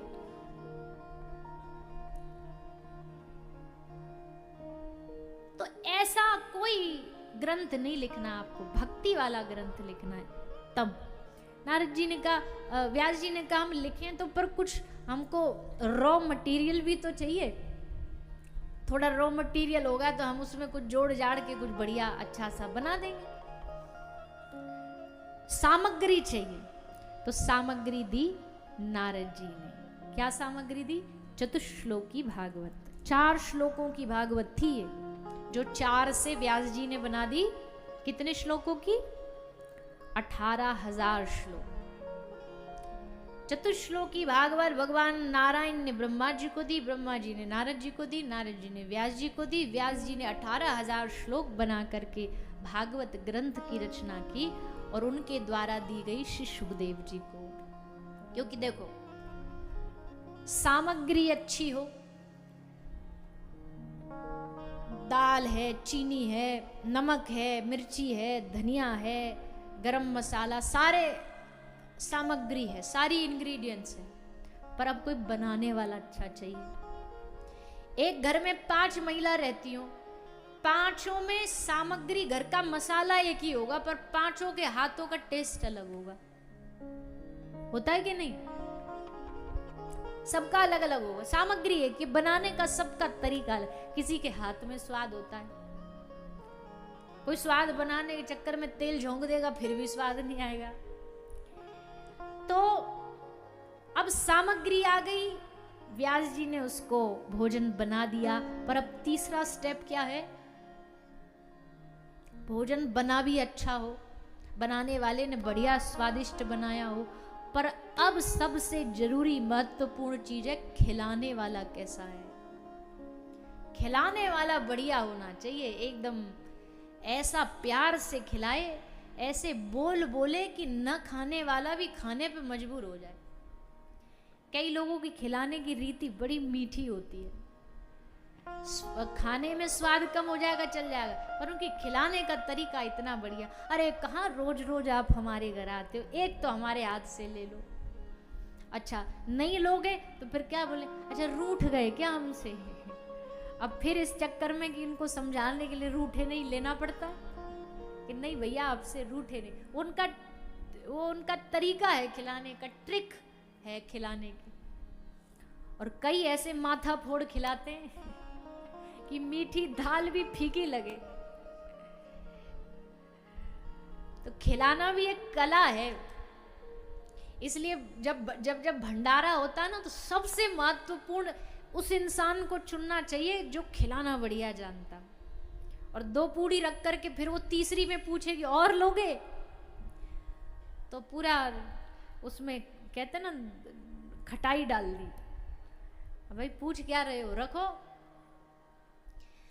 तो खिलाने वाला बढ़िया होना चाहिए। तो अब भागवत जी का सामग्री श्री नारद जी ने दी, व्यास जी ने पूरा भोजन तैयार कर दिया, भागवत जी तैयार। अब खिलाने वाला ढूंढ रहे, परोसने वाला ढूंढ रहे कि भागवत जी ऐसी सहज वाणी में कौन परोस सकता है। कई नाम आए व्यास जी के मन में, पर फिर क्या है, अरे नहीं नहीं नहीं ये तो नहीं चलेंगे। दूसरा बोले ना ना ना ये भी नहीं चले। एक नाम जो सबसे टॉप लिस्ट पे सबसे ऊपर था, सुखदेव। सुखदेव जैसा कोई वैरागी नहीं। ये कथा सुनाए तो आनंद आ जाए, पर इस सुख को लौटा के कौन लाए।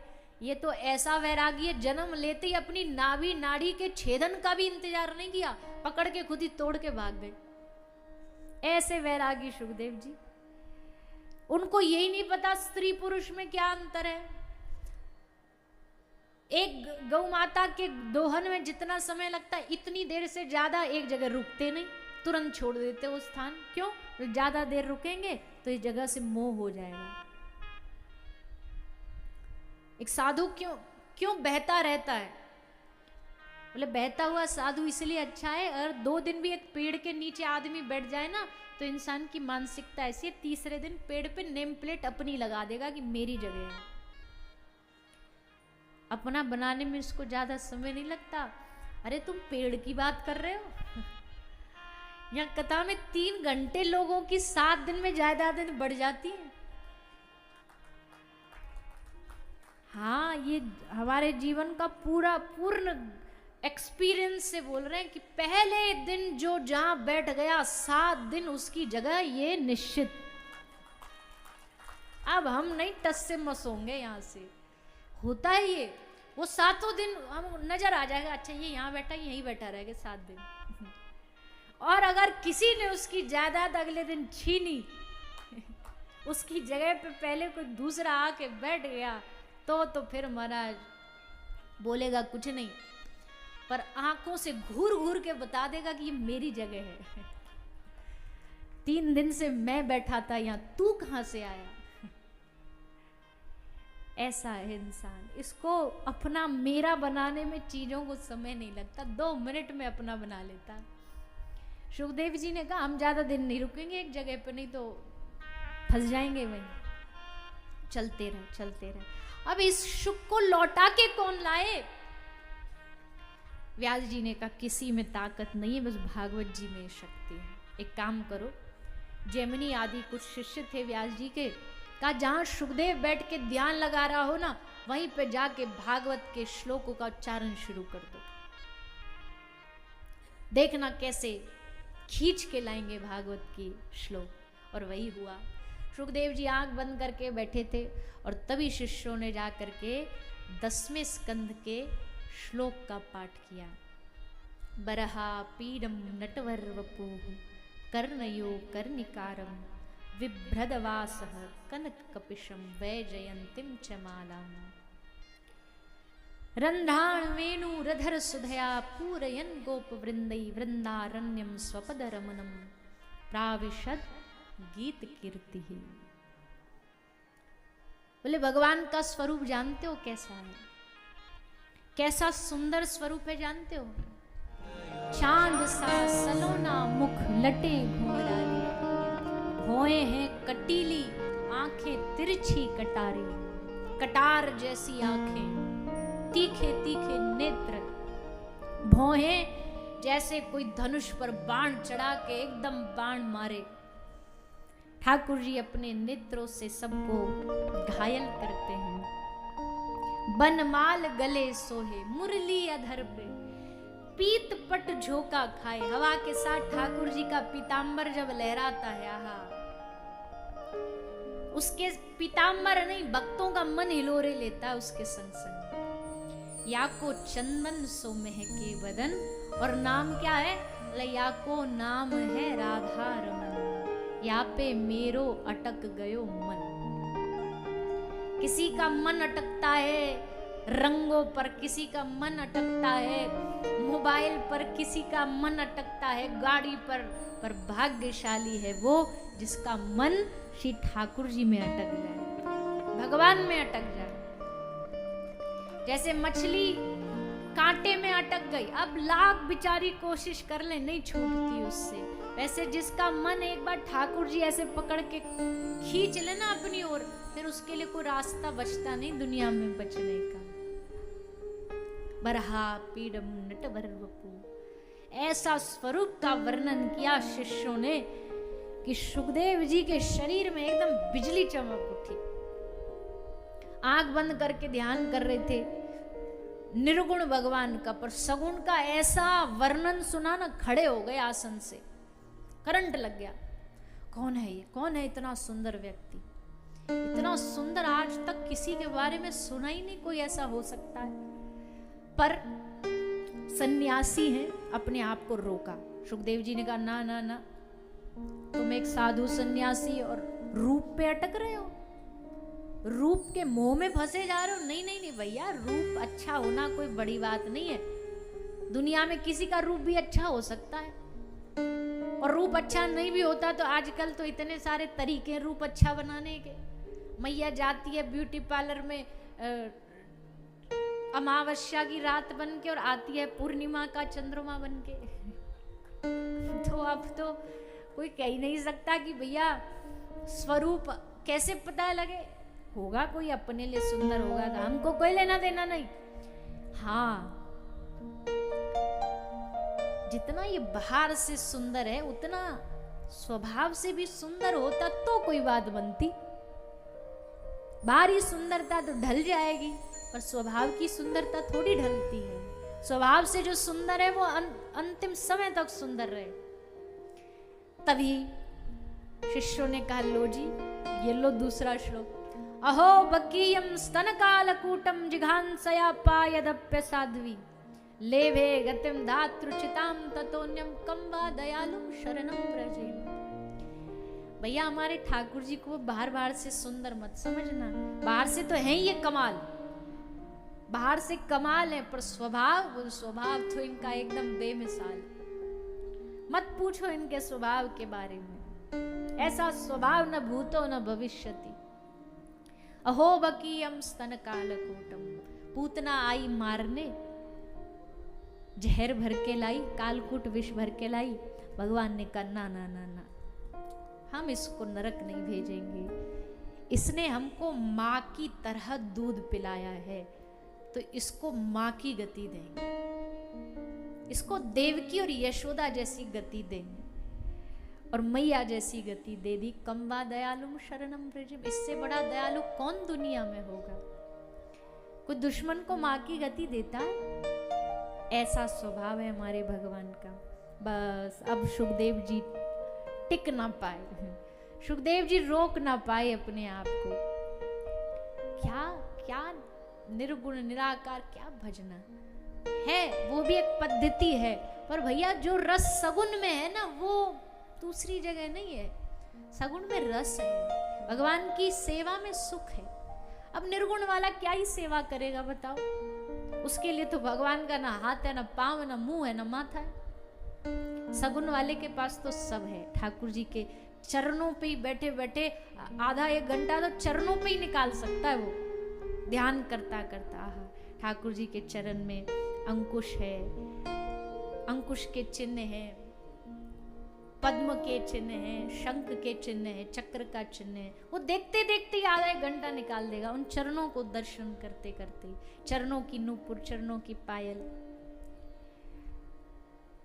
ये कोई मुश्किल काम नहीं है। श्री बिहारिन देवजू जो श्री बिहारी जी के एक आश्रित, 3 दिन तक हाथ में दातुन लिए यमुना जी के किनारे भगवान की रूप माधुरी को देखते देखते बैठे रहे, हाथ से दातुन नहीं छूटी 3 दिन।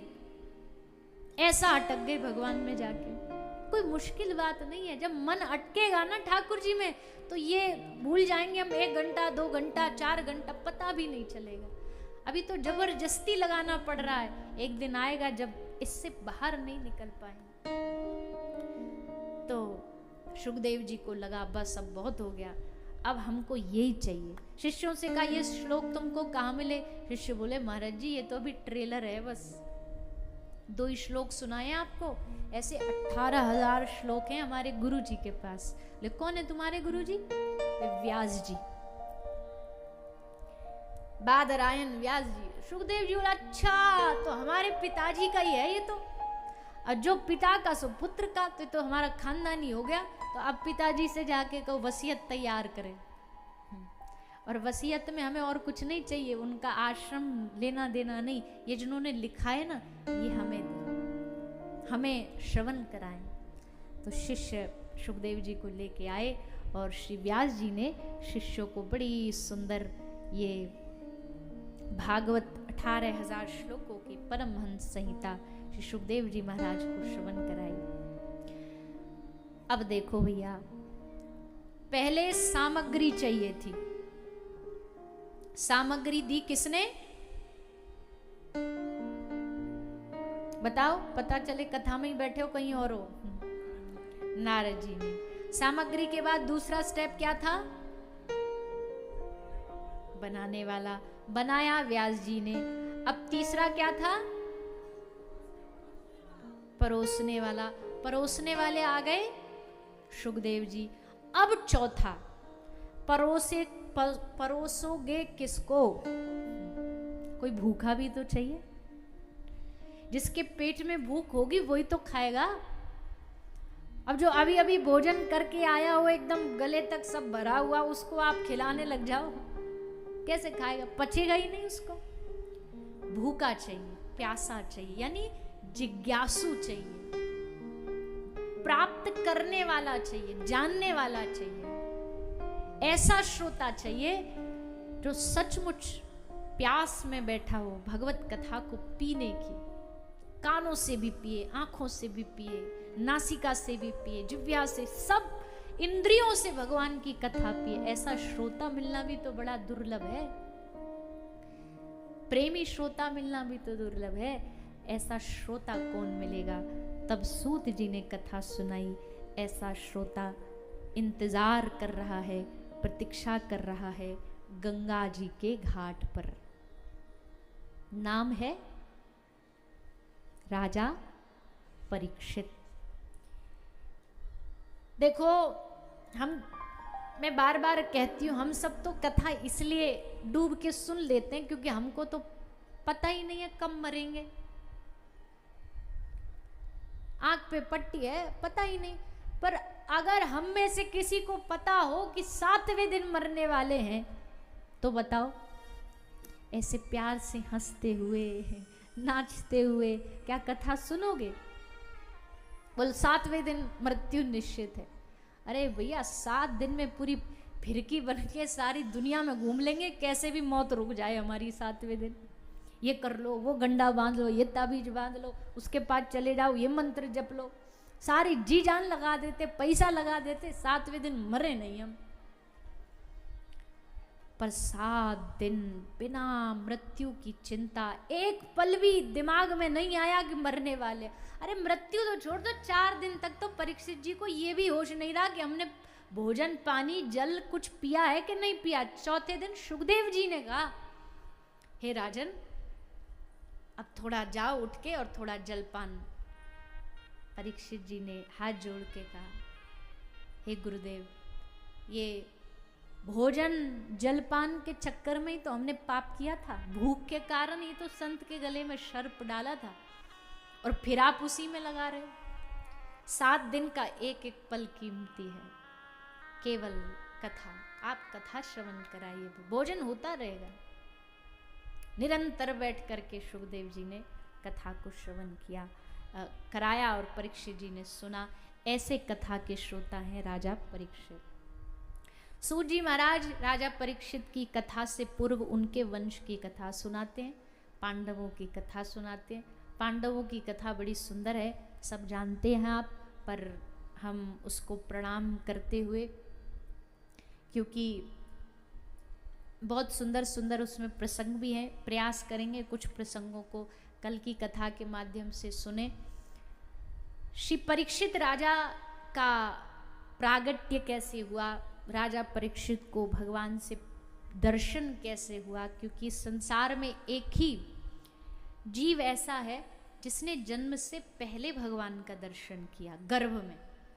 गर्भ में भगवान ने जा करके राजा परीक्षित को दर्शन दिया। ऐसे हैं महाराज परीक्षित। उनकी कथा श्री सूत जी महाराज आगे श्रवण कराते हैं। उसका आप हम सब कल की कथा सत्र में सुनेंगे, उसका श्रवण पान करेंगे। लेकिन आज थोड़ा सा, एक तो कल की सूचना वैसे तो मैंने बताया ही है, पर थोड़ा और जो भी कार्यक्रम जिस प्रकार से रहेगा उसका भी हम श्रवण पान, अंत में थोड़ी सूचना श्रवण करेंगे, उसके बाद हरिनाम संकीर्तन करेंगे और फिर कथा को विश्राम की ओर बढ़ाएंगे। सबसे निवेदन पर यही है कि भैया सब बैठे रहो, कोई भी जाएगा नहीं, कोई भी खड़े नहीं हो, थोड़ा समय और बचता है, आरती के पश्चात ही जाना चाहिए, पूर्ण आरती विश्राम के बाद ही घर जाइएगा।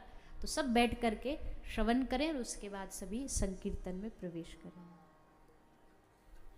सभी कथा को विश्राम की ओर बढ़ाएंगे, कुछ देर हरिनाम संकीर्तन करेंगे, सभी बड़े भाव और आनंद के साथ गाते हुए नाचते हुए अपने अपने स्थान पर खड़े होकर के संकीर्तन का आनंद लेते हुए।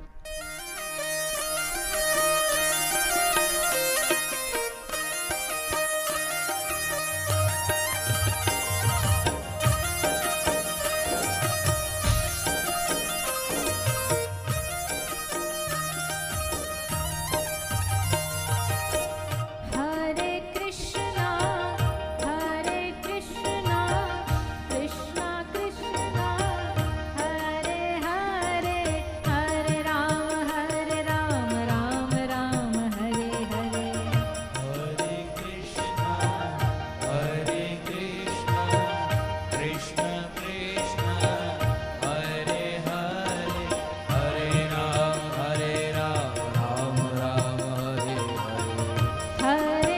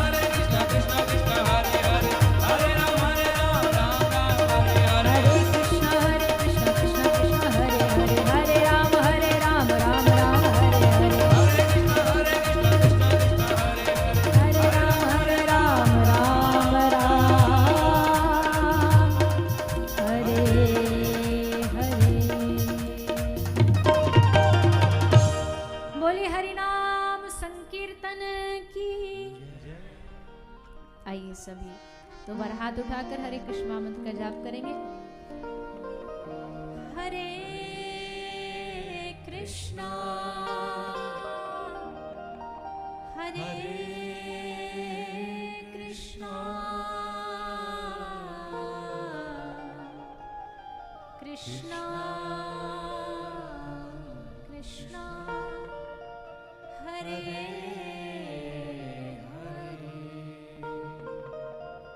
हरे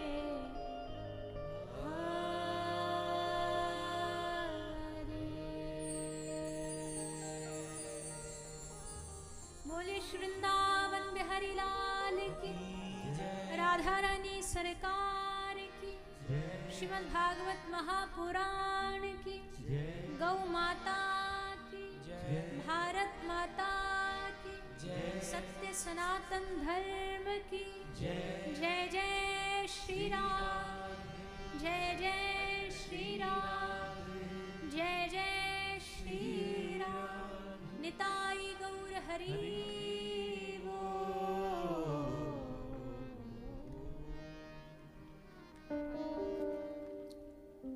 हम सभी ने द्वितीय दिवस की पावन कथा का रसास्वादन किया। जी जतिन जी भाटिया निवेदन है शीघ्र मंच पर आकर कतारबद्धता के साथ खड़े हो जाएंगे और आरती के लिए तैयार रहेंगे। पंडाल में उपस्थित सभी भक्तवृंद माताओं बहनों से निवेदन, सभी अपने यथास्थान पर खड़े होकर अपने मन व हृदय में विराजें। बांके बिहारी जी का सभी ध्यान सुमरन करेंगे और सभी ताली सेवा करते हुए आरती का आनंद लेंगे। आइए एक बार सभी लोग दोनों हाथ उठा के जोरदार जयकारा बोलिए वृंदावन बिहारी लाल की, श्री राधा रानी सरकार की, जय श्री कृष्ण, जय गौ माता। ओम ज्वालामालिन्ये नमः रत्नेश्वर्यै नमः सर्वोपचारार्थकं दक्षतपुष्पाणिं समर्पयामि। ओम इदगं हविः प्रजननं मे अस्तु दशवीरगं सर्वगणगं स्वस्तये आत्मसनि प्रजा शनि पशु शनि लोके शन्य भय शनि अग्निः प्रजां बहुलं मे करोतु वन्नं वयोरेतो अस्मासु धत्ता। आरती गाऊं प्यारे आपको रे जाऊं, बांके बिहारी तेरी आरती गाऊं, बांके बिहारी तेरी आरती गाऊं।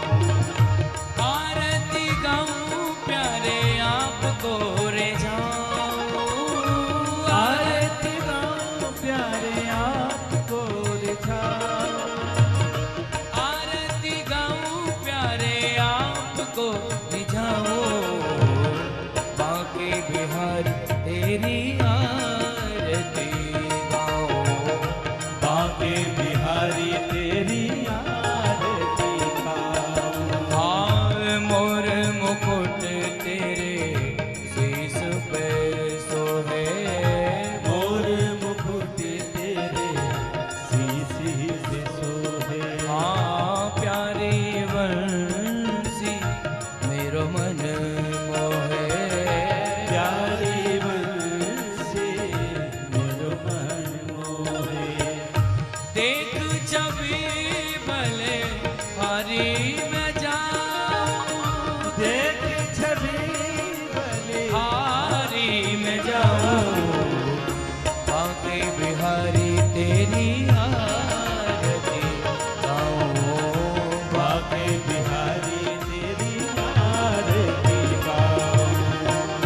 चरणों से निकली है गंगा प्यारी, चरणों से निकली है गंगा प्यारी। जिसने सारी दुनिया तारे, जिसने सारी दुनिया तारी। उन चरणों के दर्शन पाऊं, उन चरणों के मैं दर्शन पाऊं। बांके बिहारी तेरी आरती गाऊं, बांके बिहारी तेरी आरती गाऊं। व्यासदास जो के नाथ आप हो, व्यासदास झूठे नाथ आप हो। सुख दुख जीवन प्यारे साथ आप हो, सुख दुख जीवन प्यारे साथ आप हो। श्री चरणों में बारी बारी जाऊं, श्री चरणों पे मैं बारी बारी जाऊं। बांके बिहारी तेरी आरती गाऊं, बांके बिहारी तेरी आरती गाऊं। आम श्री हरिदास जो के प्यारे तुम हो, श्री हरिदास जी के प्यारे तुम हो। मेरे मोहन जीवन धन्य हो, मेरे मोहन जीवन धन्य हो। प्यारी छवि को मन में बसाऊं, प्यारी छवि को मन में बसाऊं। बांके बिहारी तेरी आरती गाऊं, बांके बिहारी तेरी आरती गाऊं। श्री कुंज बिहारी तेरी आरती गाऊं, श्री बिहारी तेरी आरती गाऊं। राधे गोविंद तेरी आरती गाऊं, राधे गोविंद तेरी आरती गाऊं। तेरी आरती गाऊं, तेरी आरती गाऊं। ओ तेरी आरती गाऊं, तेरी आरती गाऊं। तेरी आरती गाऊं। ओम गर्तो निराजनं वस्पादिवन्दनम् आरोग्यार्थे आत्मादिवन्दनमन्त्रपुष्पाञ्जलिः।